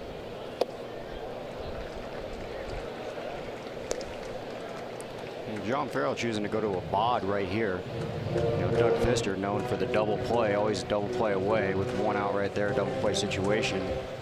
Decides to go to a bod, the lefty, so you got a lefty-lefty matchup right here with there only being 1 out. If there's not a double play, Duvall's going to be coming up, who hits lefties pretty well. Bod started the 5th inning on Monday in the victory at Baltimore. Went 2/3 of an inning. Did allow a home run. The game-tying solo shot by Alvarez.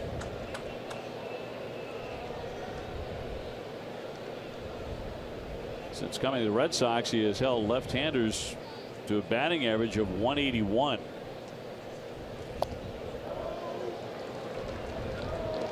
He's running full now, 3-2 on Schebler. 3-2 right here.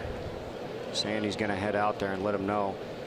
3-2, runner on first and second, so Mitch Moreland's going to be playing back, so he's not going to have to hold the runner on, so he can get an extended lead. Joey Votto's going to have an opportunity to steal, so he can go double steal right here if wanted. They have the lead, not playing for much, so they can play a little risky if they want.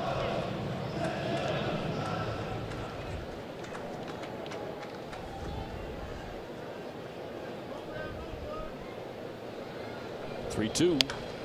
Sox fair. Moreland with a nice play there. He'll go to the base for the out. The runners advance to second and third. There are 2 down. Time for a game break, brought to you by Jordan's, the furniture store, the Boston Red Sox. Here's TC.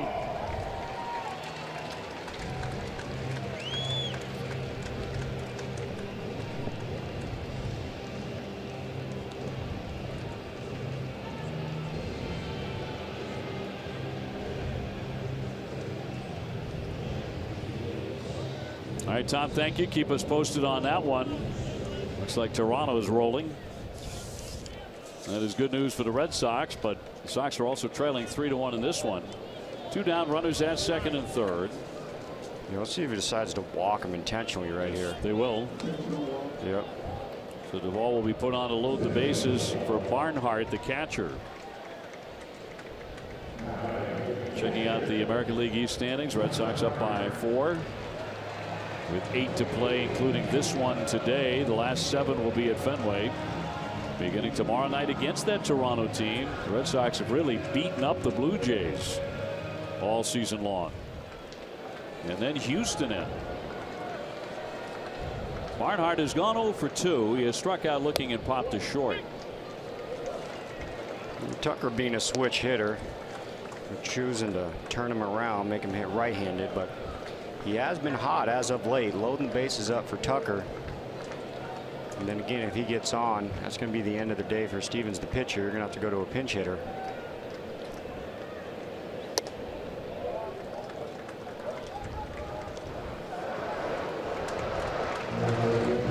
One and one on Barnhart. Not a lot of power, 6 home runs, but he has a man at every base in Votto, Jeanette, and Duvall. Yeah, and then choosing not to pitch to Duvall at all. Give him that free pass to go to first. Duvall does have a bunch of punch outs. Maybe you could have took the opportunity to see if he would have chased instead of just the free pass. Here's the Ephus. Here's the Ephus coming at 58 miles per hour.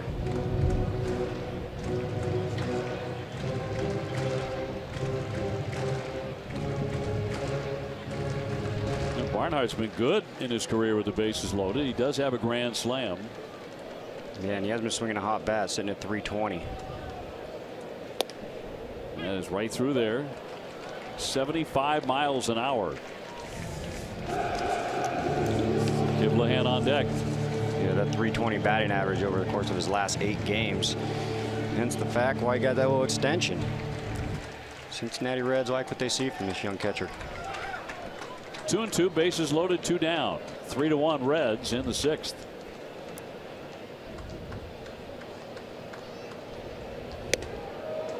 Now 3-2 now. Yeah, and this is the situation of choosing to walk the ball to load the bases. Forces you to have to throw strikes right here because a walk is obviously going to bring a run in. You could have pitched around the ball, possibly have him chase for the strikeout. Worst case scenario, he walks. You do have a base open in first base. No harm, no foul with a walk to the ball. The situation changes with bases loaded, obviously. So the string is out. A man at every base. 2 down and a full count. They'll be off to the races.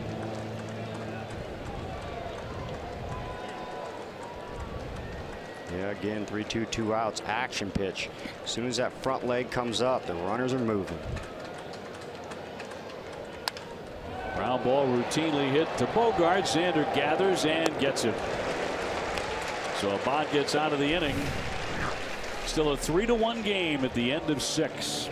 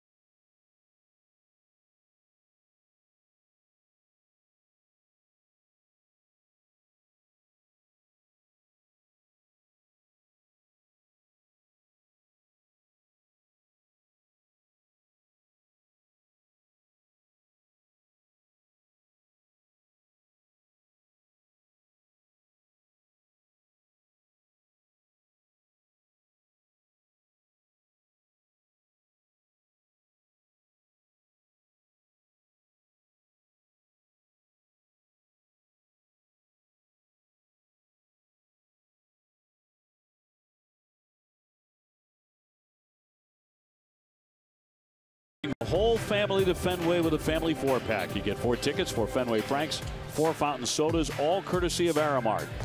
Go to redsox.com/family 4-packs to get this great deal right now. The Sox need to rally as we go to 7th. They're down 3-1. Jackson Stevens in line for the win for the Reds, but he has departed. Wandy Peralta coming out of their bullpen, the left-hander. Yeah, in the National League style of play, what we're seeing right now, this is right where things get interesting. You're going to have the pitching spot kind of waving in front of you for some action down there if you get to him. And if you do get to him, chances are you're going to have a runner in scoring position. Peralta, soft thrower, I should say hard thrower, with a soft breaking ball, 97 miles an hour with the first heater to Moreland.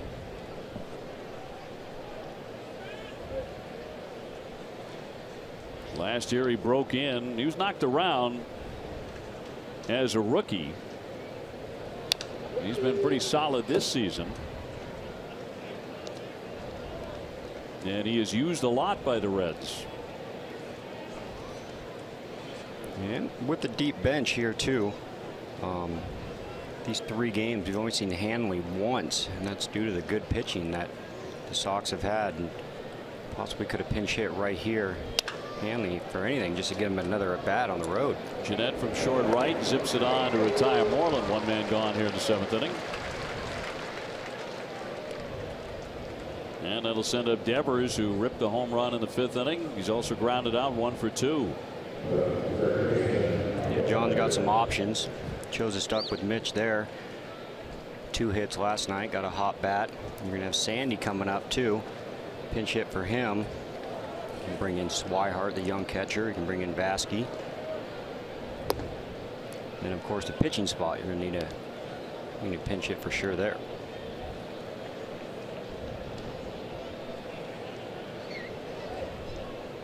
Red Sox have been out hit today 9-2. And popped up foul that'll make the seats. In fact, Devers has been the offense. Red Sox heading home for the last week of the regular season.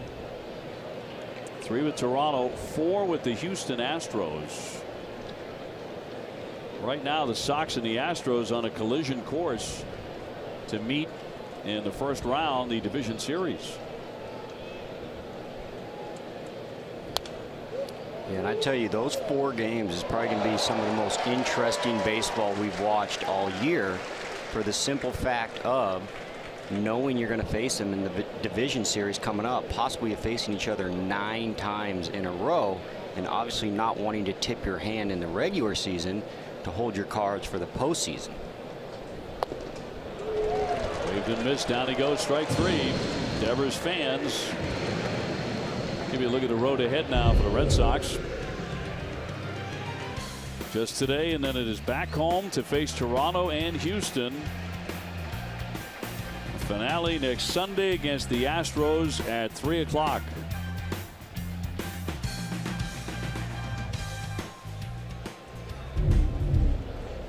About as rare as it gets right there. An opportunity to face a team 9 consecutive games. How about that? Familiarity. Yeah. Jackie today with a fly to left. He's also taken ball 4.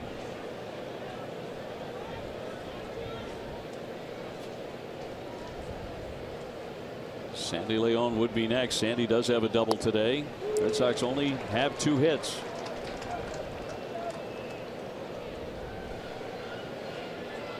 Jackson Stevens making a push right there. We're talking about all these young rookies. Bronson was talking about him making that push to try and get in that starting 5 for next year. He probably had the best bid of the 3 games that we've seen here. Yeah, he did. 6 innings, 2 hits, 1 run. He can win it. And an RBI knock. Not to mention on a busted bat into center field. A little pop up that found a home out there. The 2-1.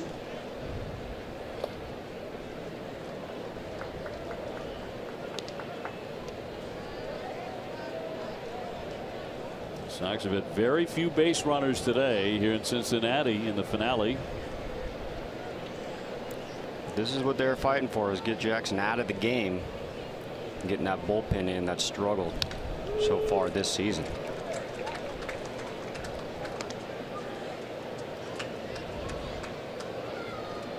The bullpen's going to have to cover 9 outs, 3 in the 7th, 3 in the 8th, 3 in the 9th. But there is a guy luring down there that is not struggling, and that's their closer. He's been electric for him all year. Really, they're only saving grace. Jackie Bradley will be on with ball 4. Jackie drawing his 2nd walk today, 3rd issue to the Red Sox.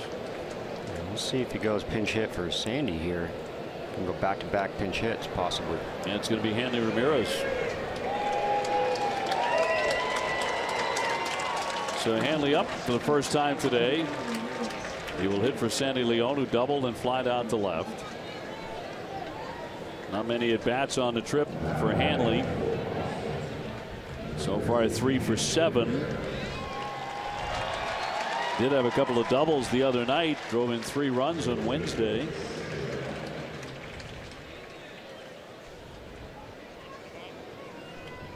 And Price is out. And it looks like he's making a move to the bullpen. Yeah, he's going to bring in a righty for Hanley.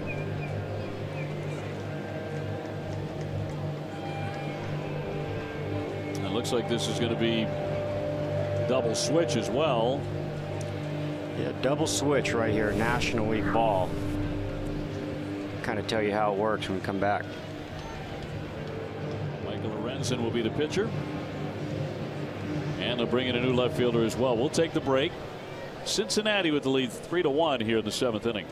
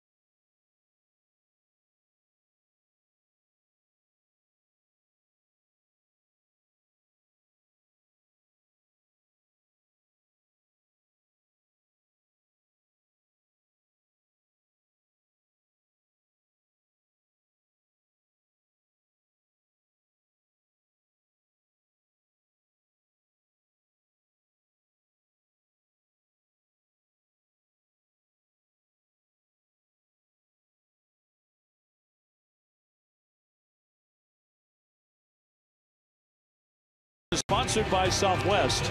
Yes to low fares with nothing to hide. That's transparency. Red Sox behind here 3-1. Kimbrel now in the game as part of the double switch. He takes over in left field. And Michael Lorenzen is the new pitcher. He actually leads their staff with 66 appearances.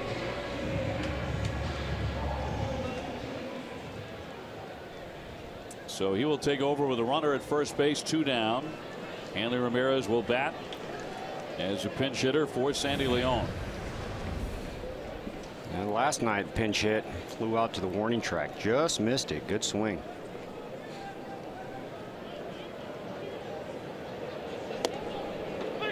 He will take a strike. Yeah, and here's the double switch. This is interesting. You see Barnhart over here with the 6th. That means he made the last out of the 6th inning. And then the pitching spot, which would be in the 9 hole, gets switched to the 7th hole, and the new left fielder is going to go to the 9 hole. Your token double switch in the National League. Interesting stuff. High pop up, that one curling back out of play by Hanley Ramirez, and he's behind in the count, 0-2. Let's go down to Jemai. Well, Dave, in the National League ballpark, it eliminates the need for a designated hitter. So we see Hanley Ramirez stepping in to pinch hit. John Farrell talked about his at-bats in Baltimore and even earlier in this series in Cincinnati have been the most consistent he's seen him over the last couple of weeks. Obviously dealing with the shoulder injury. He said that he's managing that pain. But when he's in this lineup, he says this offense, it's a different team. Well, here's the 0-2 to Ramirez. Swing and a miss for strike 3. There's 3 pitches. And the side is retired. 1 man left, middle of the 7th, 3-1 Cincinnati.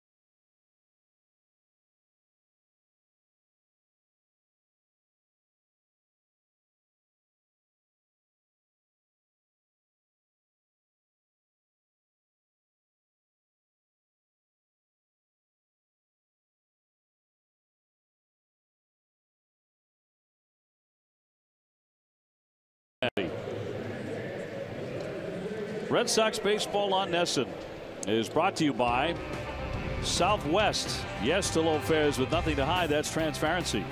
Ford Trucks, built Ford tough, the official truck of the Boston Red Sox. By McDonald's, any McCafe muffin with any size coffee, just $1.99. By Digital Federal Credit Union, see what DCU can save you. And by your New England Audi dealers and the 2018 Audi Q5. Cincinnati in the lead here as we get into the late stages. Bottom of the 7th. They're on top 3-1. Johnny Gomes, Dave O'Brien, and Jemai Webster alongside. New catcher will be Christian Vasquez. And the new pitcher will be Brandon Workman. Now the Sox bullpen. He'll get 8, 9, and 1. And the Red Sox start to get low on chances to come from behind in this one. Sure have. Brandon Workman come in and get a quick inning. He got 6 outs to play with on the offensive side. The last 3 are going to be tough with their closer, but going to need 2 runs to tie, 3 to the win. Got to get some base runners on. Only 2 hits, a couple walks. So Kimbrel to lead things off here. 206 average. Just came into the ball game to play left field. And then Hamilton and Cozart for Cincinnati.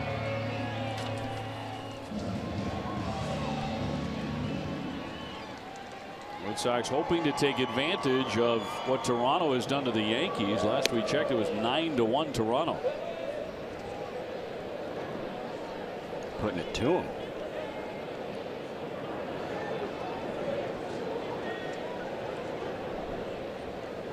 And a 1-0 from Workman.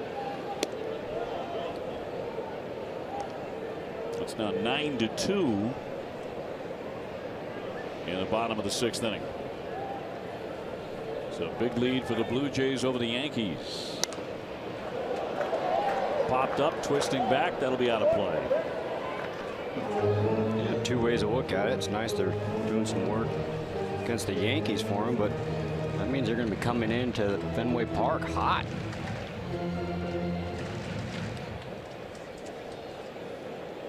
Swinging Blue Jays catching some momentum. Probably a little late for them. Yeah, I think it got late about the 3rd week of April. The start they got off to. Remember they started what, 1-9, something like that? Yeah, it was a tough one. Terrible start. Robbie Scott up and warming for the 2nd time in the Sox pen.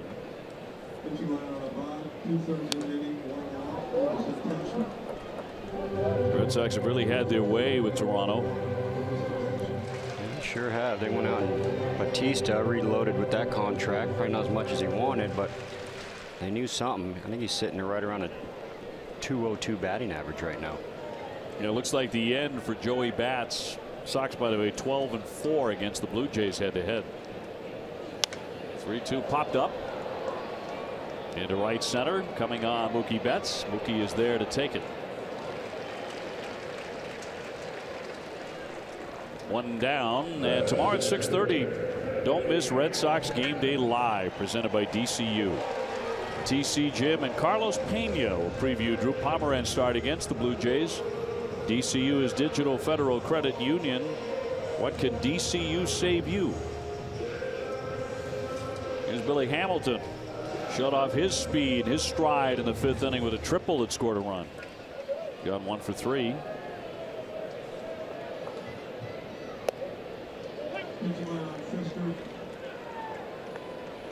We'll see if he keeps trying this bunt right here. I think he's trying to set up a couple more stolen bases.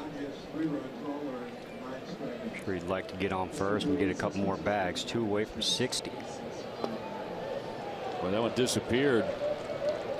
83 miles an hour had him off stride, and it's quickly 0-2. Cozart on deck.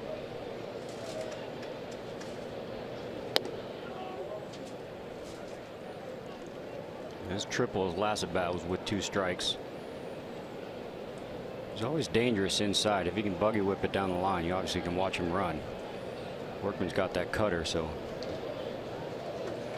Hamilton, an absolute blazer.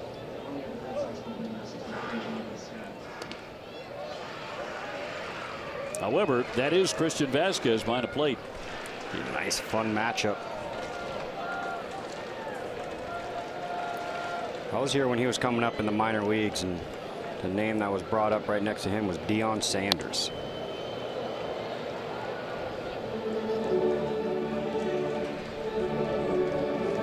I remember seeing Deion when he was with Atlanta, still playing with the Falcons at the same time, which is just mind-boggling. But saw him in spring training hit a sharp 2-hopper to short and beat it out. Yeah, it was ridiculous. 3-2. At the same time, when he was playing both sports at the same time, it was incredible to watch that. I've never seen a more tired athlete in my life. I can only imagine. So when the game started, the lights came on, he was Deion. I think as of late, people have kind of been talking about the records that have been set in the past, and unbreakable records. Obviously, Cal's streak. There's some pitching innings and strikeout streaks, but I don't think you're going to see anyone play in the Super Bowl and in the World Series like Deion did. Well, there'll be ball 4, so he's on. And with him, all that speed and 58 stolen bases. Tonight at 10 on NESN Sports Today, we save you time with the latest breaking news, including highlights from the Pats game against the Texans. NESN Sports Today, presented by People's United Bank. See what know-how can do.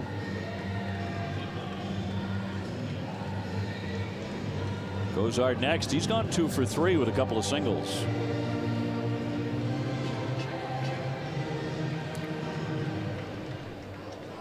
Yep, it probably shouldn't take long for Billy to take off. He has a nice lead over there. He has 58 stolen bases in 69 attempts, so 84%.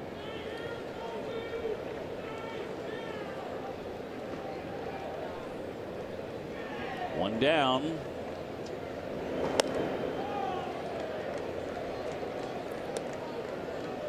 And sometimes a lot of picks over to first, worrying about the runner. You'll lose your arm slot. And you got Billy over there. Sometimes you just delay the inevitable and just throw it home and hope Vasquez can bail you out. Oh, he hasn't picked. Moreland chasing. Pedroia throws it away. Not a good throw. Rounding second. And the third base. Well, now here he comes. There's nobody at home plate. He dives in safe. Oh, he just stole a run from the Red Sox. Cincinnati with a thrilling run. That's what speed does. That might be the most amazing athletic play you can see in between the lines.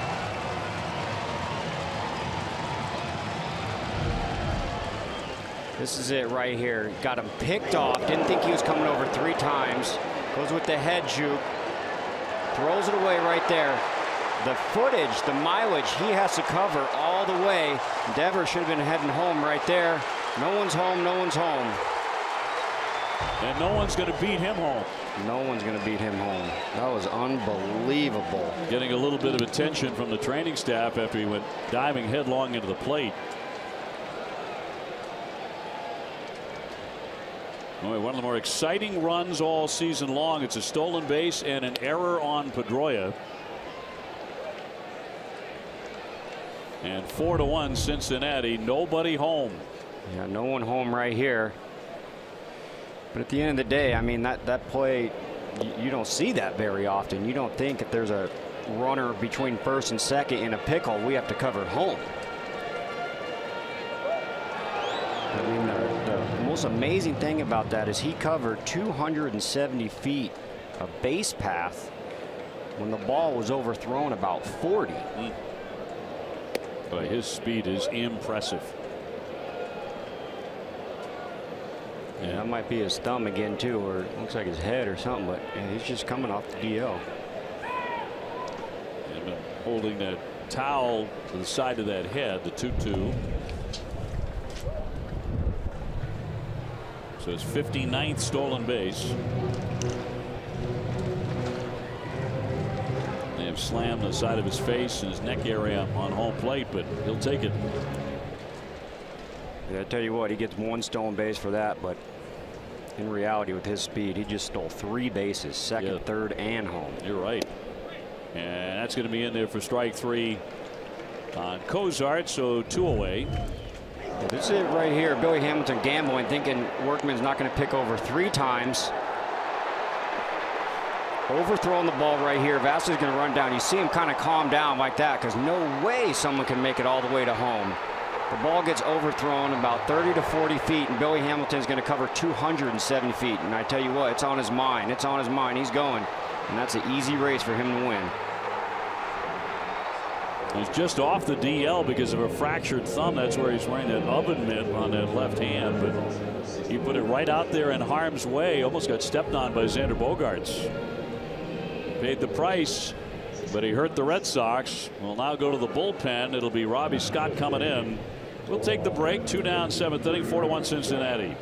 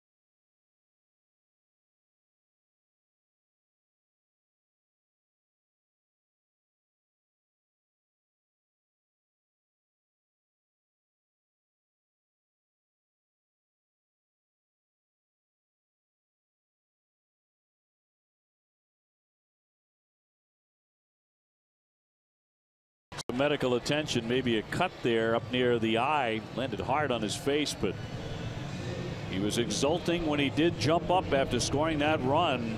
One of the more brilliant runs you're going to see scored in baseball this year. Yeah, I mean that's truly unbelievable. I mean, there's no one really has the speed to even have that as an option. You kind of see Devers, he didn't really fall asleep. Vasquez, he didn't really fall asleep. It's just that you don't think that's going to happen.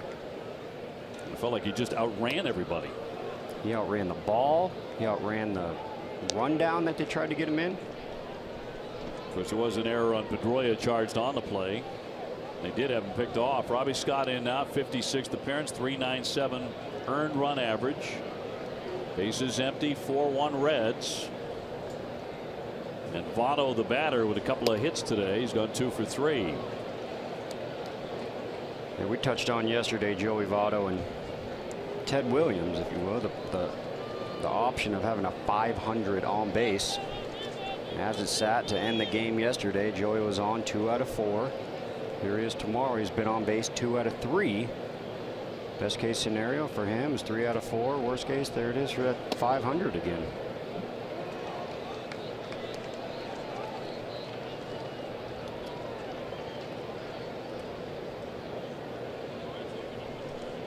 .500 on base. That's 50% of the time. That's remarkable.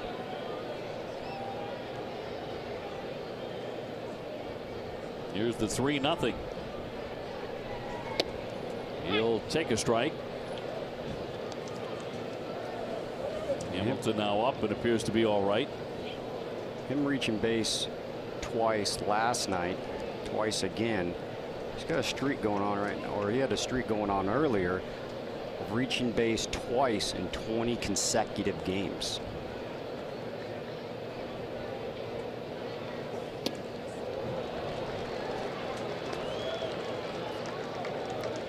consecutive games of reaching base at least twice falling 1 game short to a fellow Red Sox and Ted Williams, 21. And Votto is a giant Ted Williams fan and a Williams historian. He's read all about Teddy ballgame. And down he goes. Votto fans. But Hamilton was the show in that inning. He stole a run. 4-1 Cincinnati.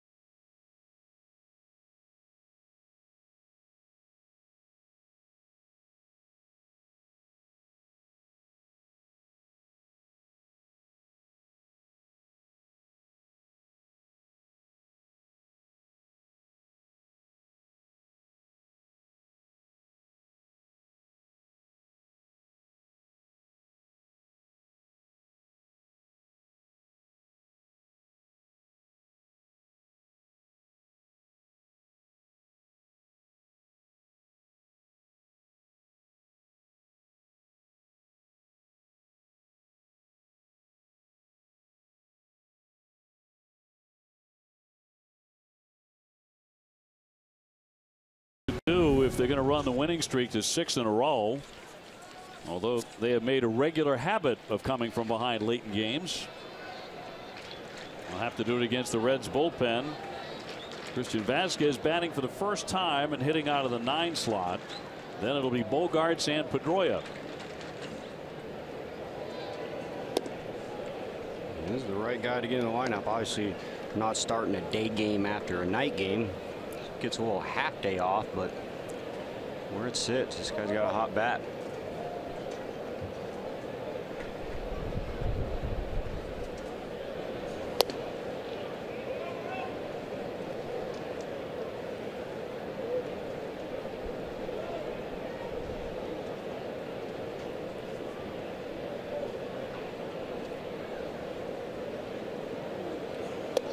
And Christian will take one down and in.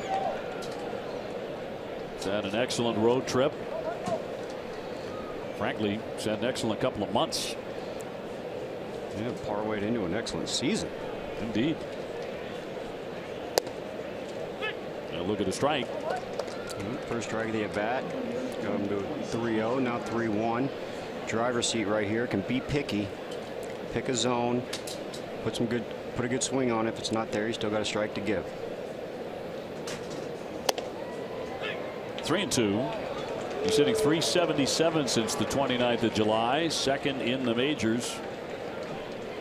He also has a career high 7 home runs, and 6 of them have tied the game or given the Red Sox the lead. Payoff pitch. And he's on, ball 4. Good at bat right there, working that walk. Lead off on, so crucial when you're behind in the late innings. Bogaerts next. The attendance today 25,545 in Cincinnati. It's their last home game of the season.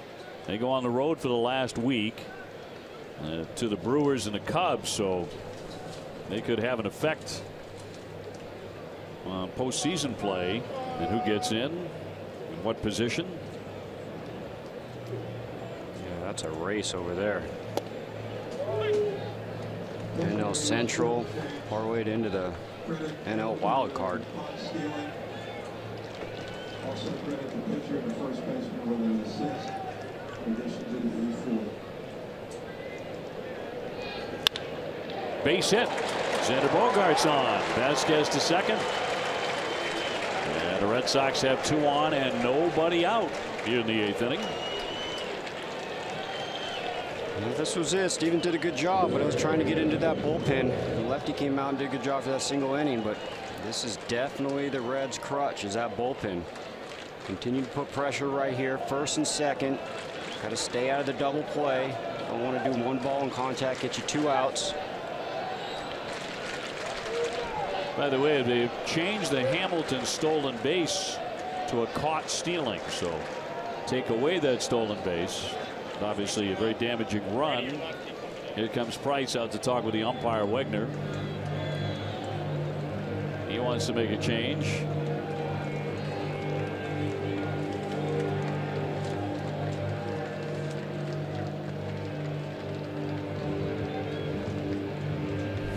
Dustin Pedroia was charged with a rare error on that play.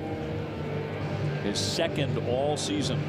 Yeah, 2 rare errors, and then earlier with Jackie Bradley throwing air into the camera well, which allowed another run. 2 runs scored off both the errors. They're going to bring on another left fielder, part of the double switch. It's Philip Ervin, and Iglesias will be the new pitcher. So here he comes. Yeah, Iglesias too. This is one of the few closers in the game where Price uses him for multiple innings. He has quite a few 2-inning saves. He's coming on. We're going to take a break.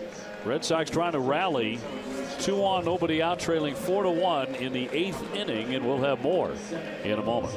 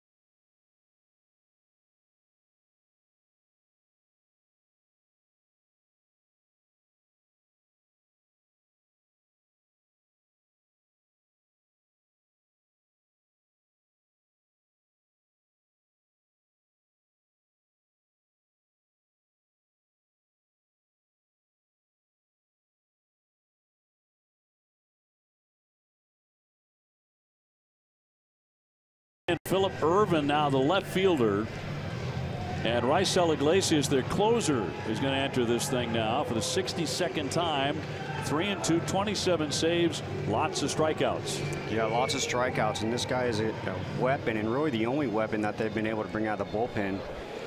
He's at a lot. He's at 14 multiple innings of two-inning saves, just behind Kelly Jansen over in LA. 14 saves of 2 or more innings, or 1 or more innings actually.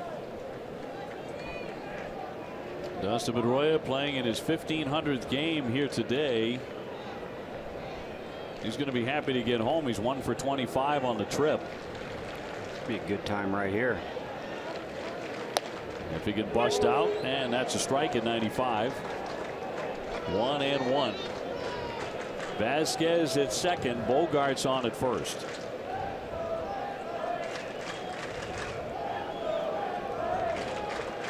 And for the Red Sox, their best scoring chance in a long time. Only run on the board on a Devers homer. That'll make it 2-1. Yeah, haven't been in the driver's seat for a while, but home run right here ties it up. Tie ball game. Still haven't got an out.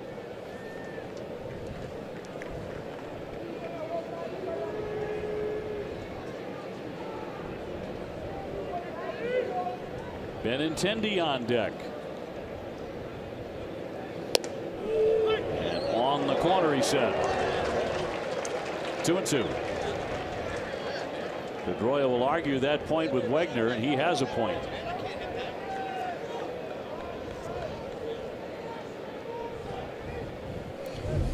Yeah, Dustin does have a very valid point. Sometimes you want to turn around to the umpire. This guy's throwing 95 miles an hour for a 3/4 arm slot. He doesn't need any help.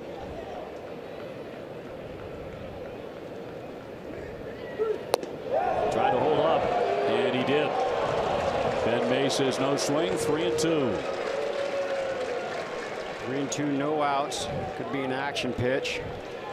Possibly put the runners in motion. And here's the check. So the barrel of the bat has to cross home plate or even cross the baseline going to first. And right there, he held it back. Did not go. Nobody out, 2 on, the 3-2. And popped him up. Long run for Votto over to the camera well. So Pedroia is still alive. They will do it again on 3-2. And Pedroia wants a new bat. Yeah, he might have cracked it coming off the end. But the other thing he's going to is he went back to the old helmet. He had that face guard on this first game of the series after taking that foul ball off the ground up to his nose, that extra protection, but he decided he doesn't need it.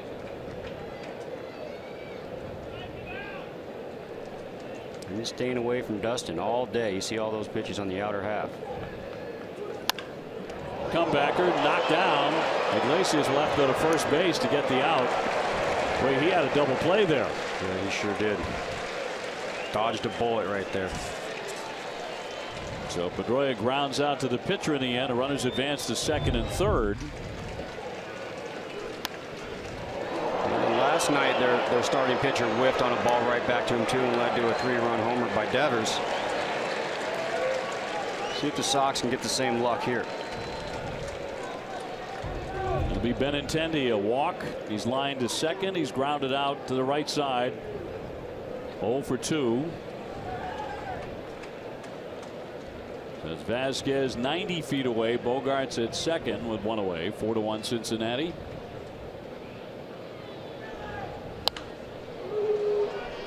Very aggressive on the first pitch and fouls it away for strike 1. Benintendi on the trip. He's driven in 5 runs. He is yet to hit a home run on the trip. Bad time to do it right here. Yeah, Red Sox stand at 7-1 on the trip. And today's the last day. 1-1.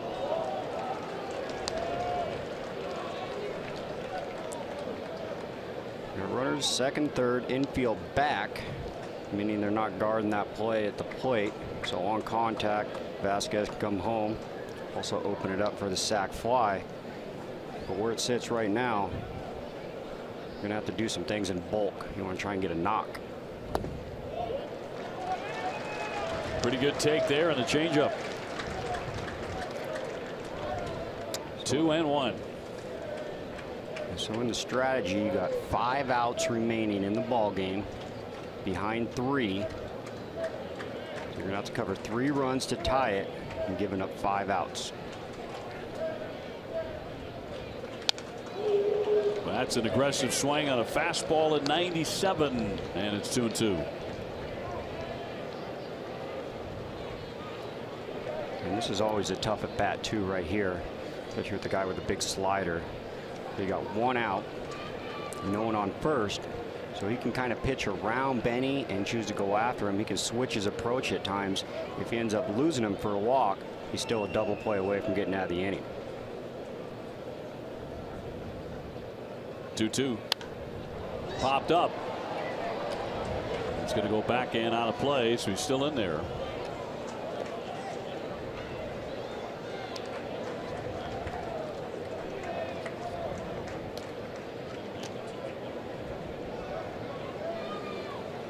In this situation a little bit earlier, John Farrell chose to walk the ball, 4-pitch intentional walk to load the bases up.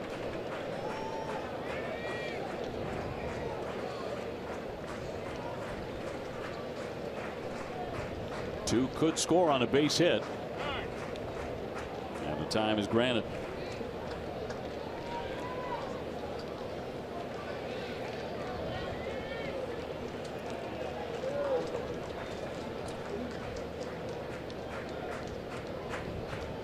Benintendi's been very good in these spots with men in scoring position. He follows that all the way down into the dirt. In fact, since last year, he leads the American League with runners in scoring position, batting .358. Pretty impressive.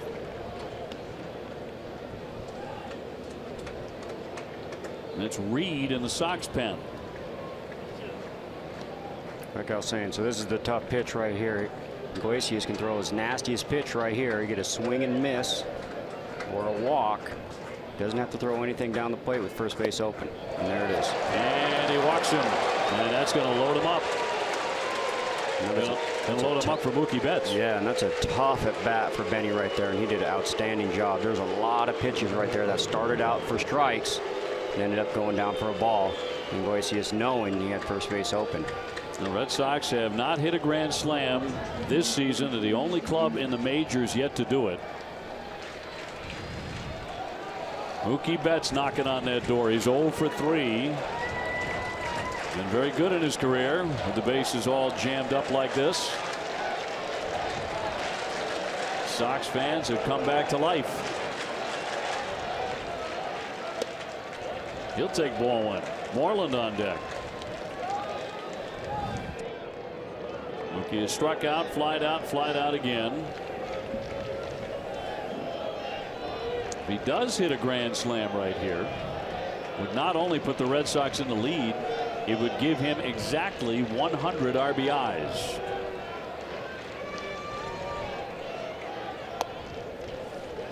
Ball 2. He did not get the call from Wegner. Yeah, and this is Benintendi's lead over here. You see Joey Votto. He's got to cover that gap over there. So it's going to allow Benny to get this monster lead. Right where the cutoff is, that would be a big lead. But you see how far Joey is because he's got a guard over there for a possible ground ball. Snapped in there at 87 with the slider. 2-1. Vasquez at third. Bogarts at second. Benintendi at first. Yeah, and as a lead, you can almost go all the way out to where Joey Votto is and put a no pitch, by the way. Okay. You're just putting a lot of trust in your first base coach, because if Joey Votto breaks back for the back pick, first base coach over there is going to let you know and yell back. But you can get off as far as he'll let you get off. And being the tying run, you got two things. One, the opportunity to score on a double, and two, beat the ground ball to second to stop the double play. So that's a good job of Benny taking that extended lead right there. Iglesias with a 2-1. That's a strike. The slider backing up to make it 2-2.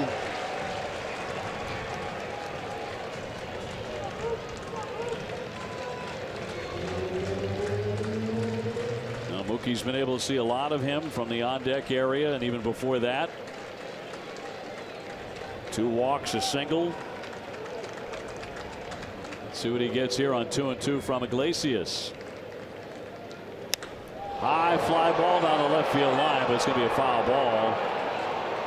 Had all sorts of distance on it.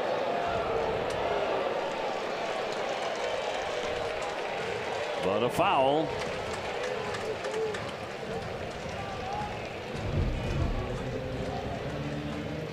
Yeah, this fastball ran on the inner half. Mookie ready for it, pulling his hands inside and drive it down the line. Just foul. I think what that did is caused a meeting from the catcher going out there and say, you cannot miss inside. We got to stay away right here. I think what it did is just bought Mookie Betts a few sliders and definitely bought him some pitches on the outer half. That's a big red flag to the catcher and the pitcher. You're sitting at a 2-2 count, and this is his sequence so far to get him to a 2-2 count right there. He's gonna start him off, hung a slider for a ball, goes down at 97, didn't get it, goes a 2-0 slider, backs it with another one, and here we go. That fastball ran inside, and he went, uh-oh. Had a meeting, brought it back to a 2-2 count. Still has a pitch to waste. We'll see if he stays in the outer half. Cleared foul, back to the heater.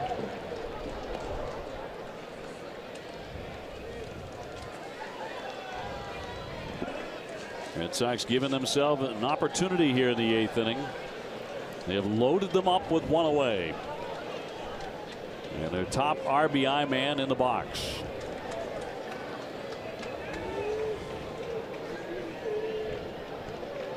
Two again.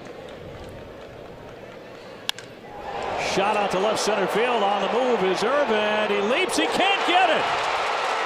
Vasquez scores. Bogart's coming around. He scores. Benintendi right behind him. Betts does it again. Mookie Betts in the clutch. He ties the ball game at 4. Man, in the clutch, it's been over and over recently for Betts. Yeah, that was an unbelievable at bat right there. Goes ball one, gets an eye at the slider. Fastball 97, can measure it up. Goes 2-0 slider, tell you he has confidence in the slider. Goes back to back, says don't come in my kitchen ever, ever, ever. Gets a pitch on the outer half, earns it, and knows he's coming back with that slider because he did go 2 consecutive fastballs. Unbelievable at bat, pro at bat. Back-to-back at bats with Benintendi taking the walk. That's why the Sox are in first place right there. Beautiful tie ball game. 3 RBIs for Mookie Betts, now sitting at 99. And with Moreland the batter, he represents the go-ahead run, a 3-run, bases-loaded double. Yeah, and you saw Benintendi right on Bogarts' tail right there, and that was with that lead. I was talking about how valued that tying run is, and he had about a 30-foot lead right there. It cuts off all that space, so he was 60 feet away from second right there. So it was a beautiful at-bat, beautiful base running, beautiful double. That's winning baseball. They carry that into October. It'll be a handful to deal with. 46 doubles and counting for Mookie. 1 RBI away from 100 for the 2nd straight year. Yeah, there's a lot going on right there, and hence 3 runs right there without a home run. But when you're talking about that pro at bat with the base open from Benny, you're talking Benny taking that big lead. You got Betts' at bat was beautiful, goes in a 2-0 count, knows he can take a strike, is able to see that get me over slider 2-0, and that's the same slider that he ended up hitting in the left center gap.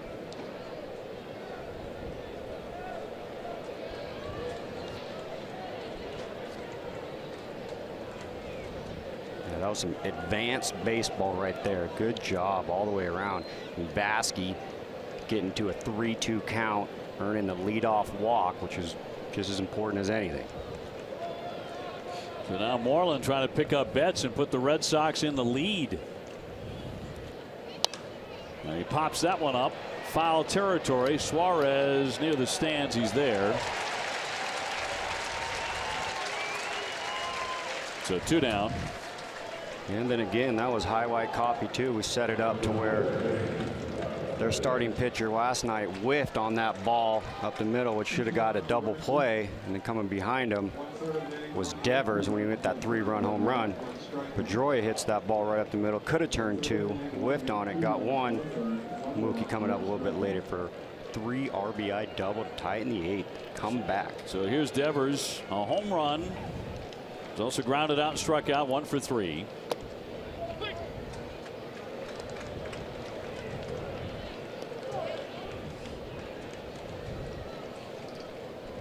Sox with only 4 hits all day, but 4 runs.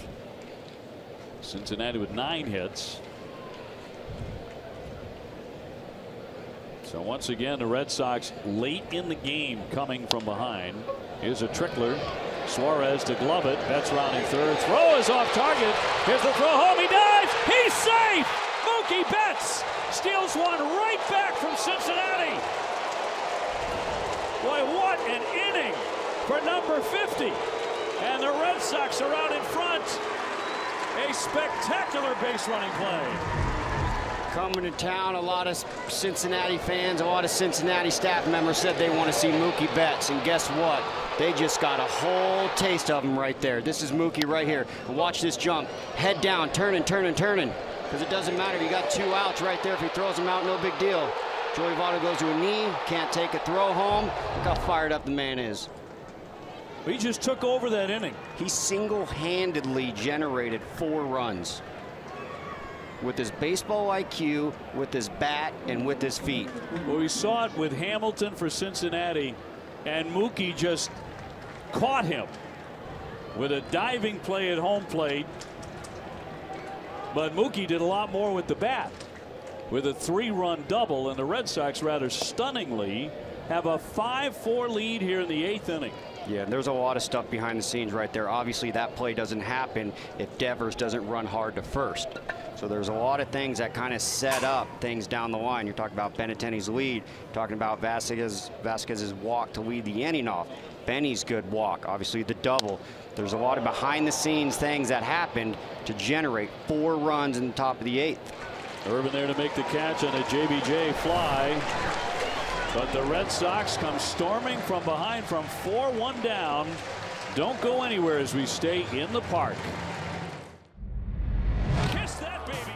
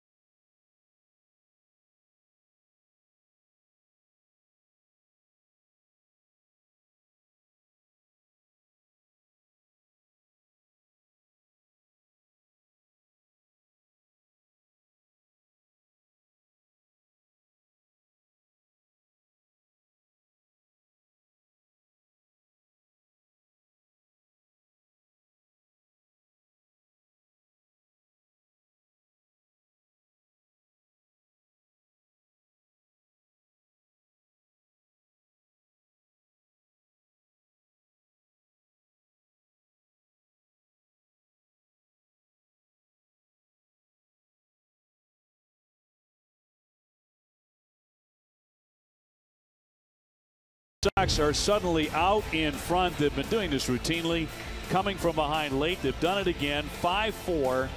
Mookie Betts the story. The game summary brought to you by Xfinity. With a 3-run bases loaded double, and then he scores on an infield dribbler to the third baseman. Beautiful. There was a lot of stuff that happened in between the lines. That double, obviously icing on the cake, but there's a lot of really good baseball that happened that inning. So Addison Reed out of the bullpen now.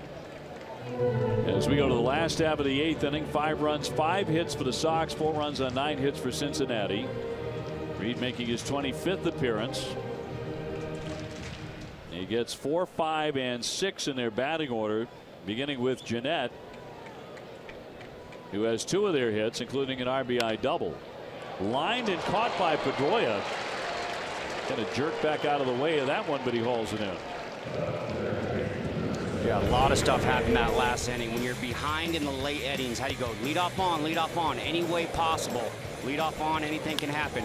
Boom, double in the gap right there, head down. Look at Benny right on everyone's tail right there, covering 270 feet right there for the tying run. And then how are you going to take the lead right here? A dribbler, no big deal. Beat it out because I'm hustling. Guess who's also hustling? Mookie Betts sliding in. I'm the man right there. Beautiful inning. Superman dive at home plate. That's a signature inning for Mookie Betts here in 2017. He's had a few. He sure has. In there for a called strike. And Devin Marrero is now in the game at third base. This is a move you'll see routinely, John Farrell says, when the Red Sox have a late lead, to bring him in at third base. Yeah, I think his hand was dealt pretty easily right there because he can go double switch with Devers. So we'll see if he continues to do that move, but that one was kind of a no-brainer with the double switch with Devers being the second to last guy to hit. Devers got credit for an infield single, by the way, on that little tapper to third that Suarez fired wide on, and Votto able to knock it down and tried to throw from a knee to home plate and did not get Betts. So that's an RBI too. If there's no error on the play, yeah. So you got a dribbler, a ball that went 80 feet with the runner on second. Yeah. You got an RBI single. Pretty cool. Shows the hustle this ball club has.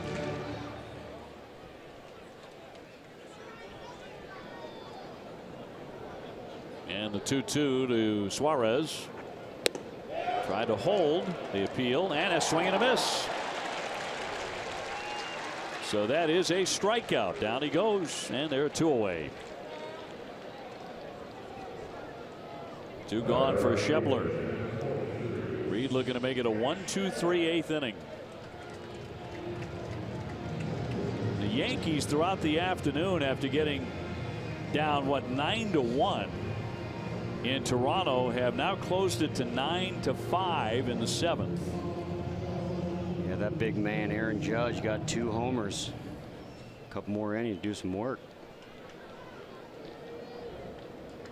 Schebler's gone 0 for 3. 3 times he's hit it to Moreland. Well, the other thing you can't help to notice is when you get those doubles in the gap. We're talking about Jackie hitting some, Mookie hitting some. You flip the script, Jackie catches that ball. Mookie catches that ball, which shows the depth, the defense, and the offense of this ball club. There's some doubles that the only people that could catch the doubles are the ones hitting the doubles. There's a really good chance either Benny or Jackie catches that ball on the other side. Red Sox are trying to go 8-1 on this trip. Now, the critical point in the season, obviously. Trying to win 6 in a row, heading back home to Fenway. And looking to gain another game on the Yankees. Swing and a miss. He put him away. That's a slick inning from Addison Reed. 1, 2, 3 they go. We go to the 9th. The Red Sox are up a run.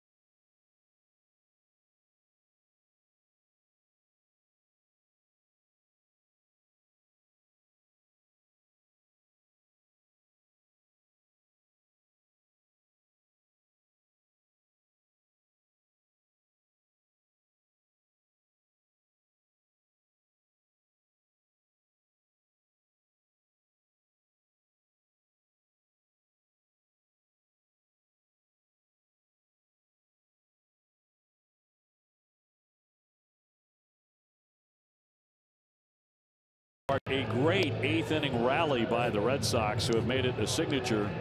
They scored 4 times. That was the Mookie Betts inning with his 3-run double with the bases loaded, and then his amazing daring do on the bases to score on a dribbler from second base. An infield single to the third baseman. The Red Sox are out in front 5-4. Mookie can relax for the moment.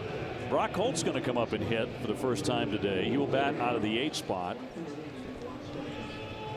with Vasquez on deck. So maybe I had that wrong. So with Brock Holt hitting right here, that would basically sum up that Marrero is in the game for defense. If he would have double switched, Marrero would be in this spot right here. So he chose not to double switch to get Brock Holt in the bat and have Marrero just for defense. Yeah, going to keep Marrero in that 6th spot where Devers was hitting. You always have to wait to see them come up to bat. So Kevin Shackelford out of their bullpen, a 5.40 ERA. And Brock with his first rips today. We're in the 9th inning. Red Sox trying to come home with an 8-1 road trip. And in the shadows is Craig Kimbrel, starting to get loose. Slicer foul. So more on that double switch too. So John chose not to double switch. If he did double switch, Marrero would be in this spot, meaning you wouldn't need a pinch hitter. Marrero just going to defense. Brock's kind of clogged up. He's not going to go to defense. So in September, you got a deep bench, so you can burn a pinch hitter. In the regular season, you probably wouldn't do this situation because you would just burn Brock Holt as pinch hitting and not go into defense. Right. Now Brock 3 for 8, 3 RBIs in his last 3 games, including the game-winning RBI last night. 1 inning, 2 strikeouts. 1 inning, 2 strikeouts.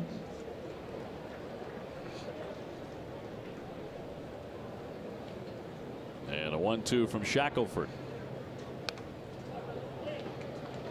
Yeah, I think we're still pretty hyped up about the Mookie Betts play in that whole inning, but man, did Addison Reed look good. 1 inning, 2 strikeouts, pounded the zone, slider have depth. 1, 2, 3. Shut down inning in the 8th, up by 1. Dominating stuff.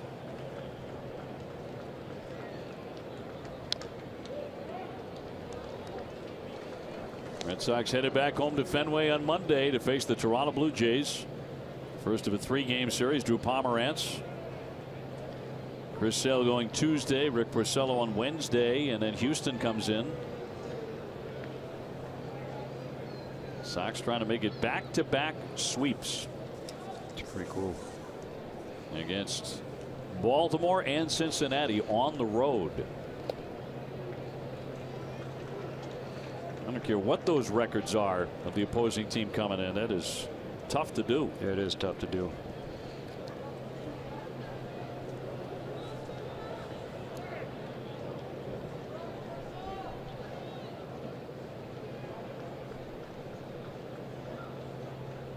And the 2-2 to Brock Holt. Very pesky at bat here. You think about Mookie hammering that foul ball off his left foot just a couple of days ago, on Friday, and he stayed in the game. He played the rest of the ball game, but could not go yesterday. In the lineup here today. Look at the damage he's done. Yeah, it's pretty awesome right there. If he wants to play it too, you'll see a lot of guys take 2 days off too because they don't want to come back with a quick turnaround in the day game.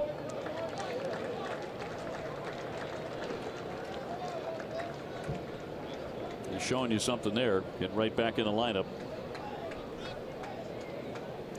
And this does kind of sum up the Cincinnati Reds season too.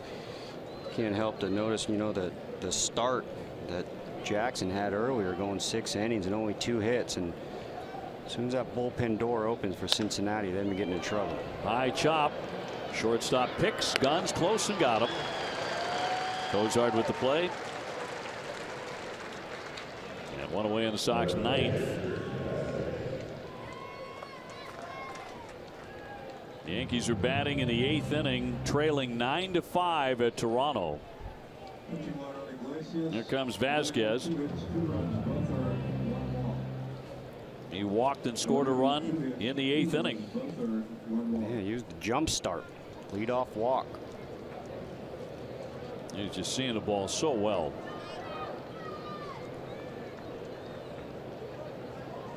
Bogaerts would be next. We are in the 9th.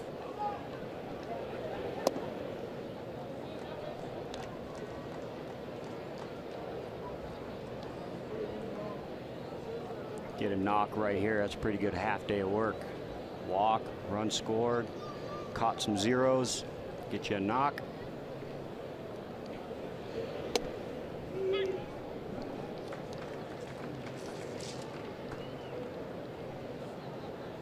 Sox have won 5 straight, 8 of their last 9, 13 of their last 16.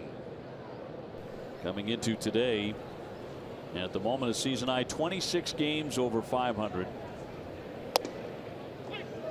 Pounded in there at 96. Does everybody throw 96 today? That's just the going rate. That is the flow of traffic.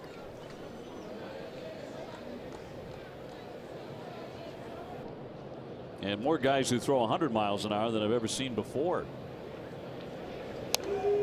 Off the end of the bat as he hangs in there, 1-2. I mean, you go back to like a lot of the closers, Mario Rivera, Joey Wagner. You always had those guys that high 90s would touch 100. But these guys are starting at 100. These guys are throwing 6, 7, 8 innings of 100 miles an hour.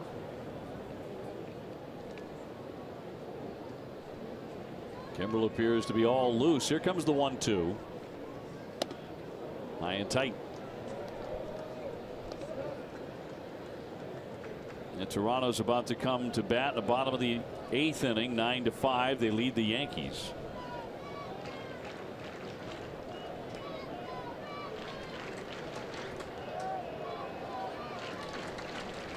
Two and 2 on Vasquez. Here in the afternoon in Cincinnati, Red Sox on top 5-4. And a full count. Another full count, just like his last at bat, putting a good one on, not giving any pitch away. Coming off the bench, doing some damage.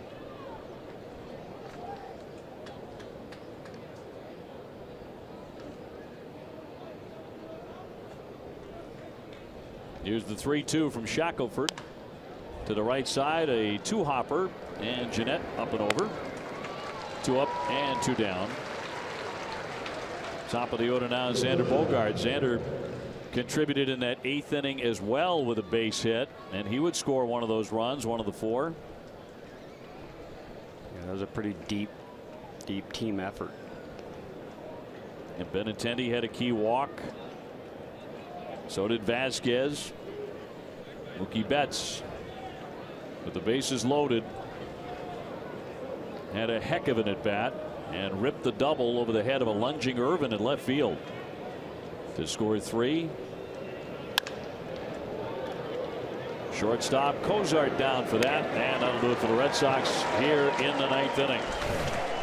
That means it is Kimbrel time. The Red Sox on top 5-4. To the bottom of the 9th we go.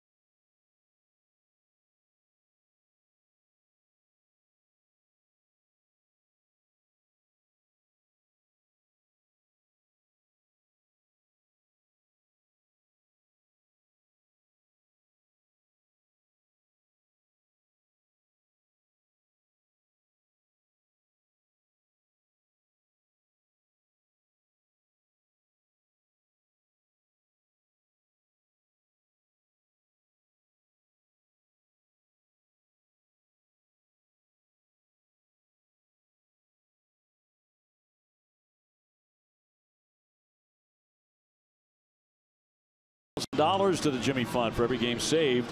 Everybody saves at Bob's, the only choice for untouchable furniture value, available in store or at mybobs.com. Talking about saves because Craig Kimbrel is coming on to try and lock this one up here in the bottom of the ninth.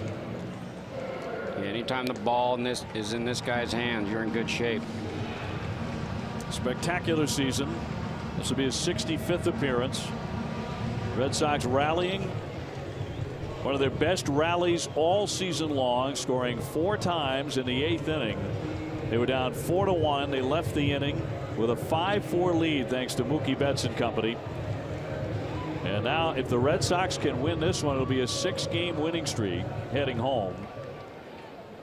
And I think without question the best road trip of the season for the Red Sox at such a crucial time, but 3 outs away from a win. And here's Irvin to take strike 1 at 100 miles an hour. So Mr. Kimbrel is ready.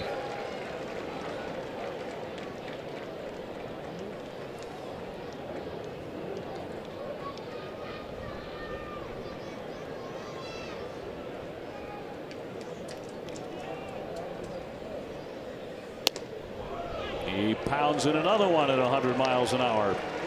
Back-to-back strikes, 0-2. Good shape right there at 100. That obviously opens up the slider, which he hasn't even showcased yet, but he might not even have to. The 0-2 looked like he held up, and he did. Not easy to do with his rising fastball. Yeah. It's perfect 0-2 location.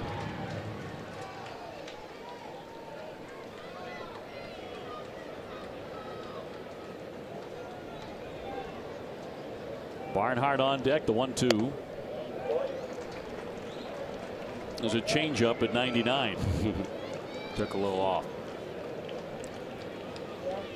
And when you go back-to-back elevated heaters like that, you can go to the slider and spin himself into the ground. Looking for the K.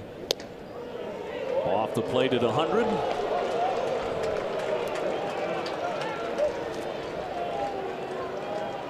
Now, back in the day when the Reds had Aroldis Chapman, they were used to seeing 100 miles an hour and up on the scoreboard here. 3-2 to Irvin. Just got a piece of it.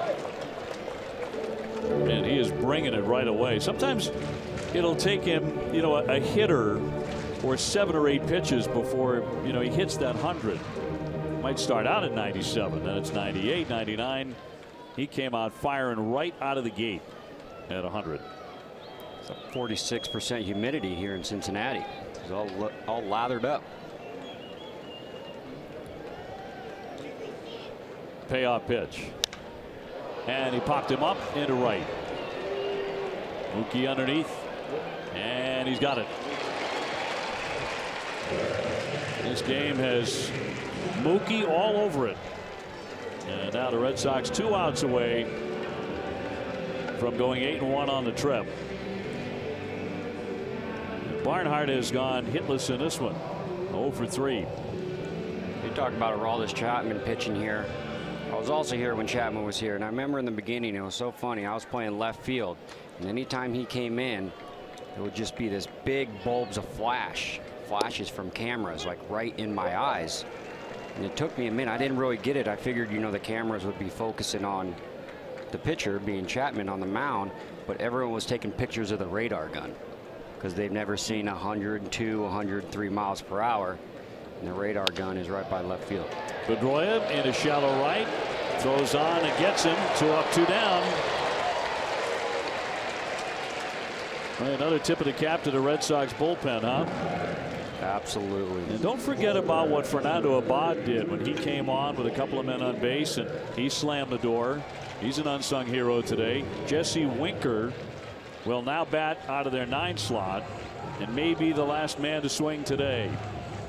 Well, I tell you what, there's no way Rick Porcello wanted to come out of that game 2 nights ago, and there's no way Doug Fister wanted to come out of that game. But with what the bullpen has done, man.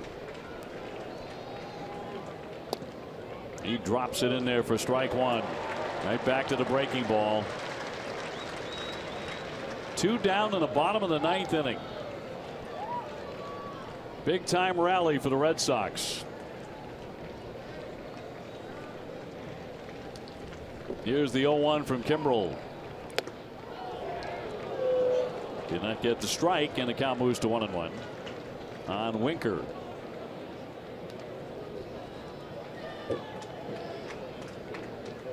TC will be following that Yankee score.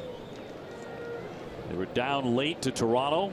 Chance for the Red Sox to put 5 games between themselves and the Yankees heading into the final week.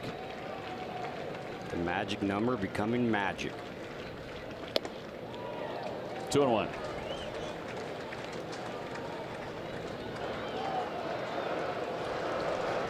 Realize with a win, the Red Sox would be 15-6 in September.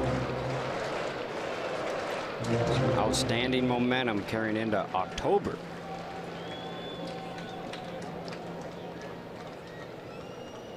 And the 2-1 to Winker. He's gone to ball 3. Overthrew that one. Hamilton is on deck. He provided one of the electrifying moments of this game back in the 7th inning with a sprint to home plate, and then Mookie Betts pretty much duplicated that. 3-1 and popped up, foul ground. Barrero moving over and can't get to it. So the count moves to 3-2. And the Red Sox are a strike away.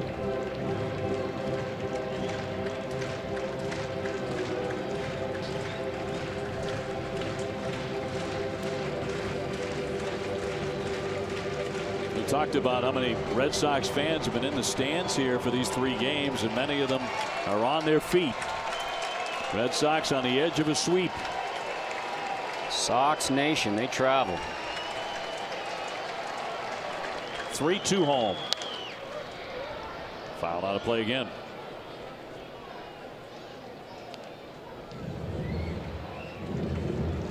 Abad, Workman, Scott, Reed, and Kimbrel.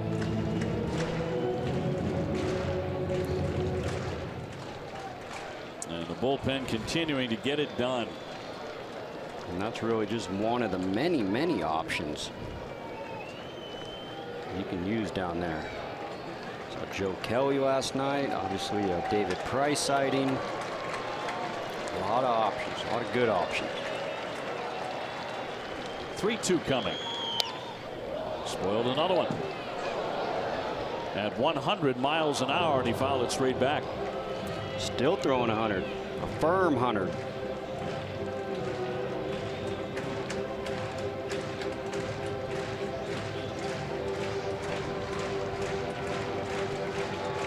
Red Sox fans in this part of the country want a final look at the Sox here in person.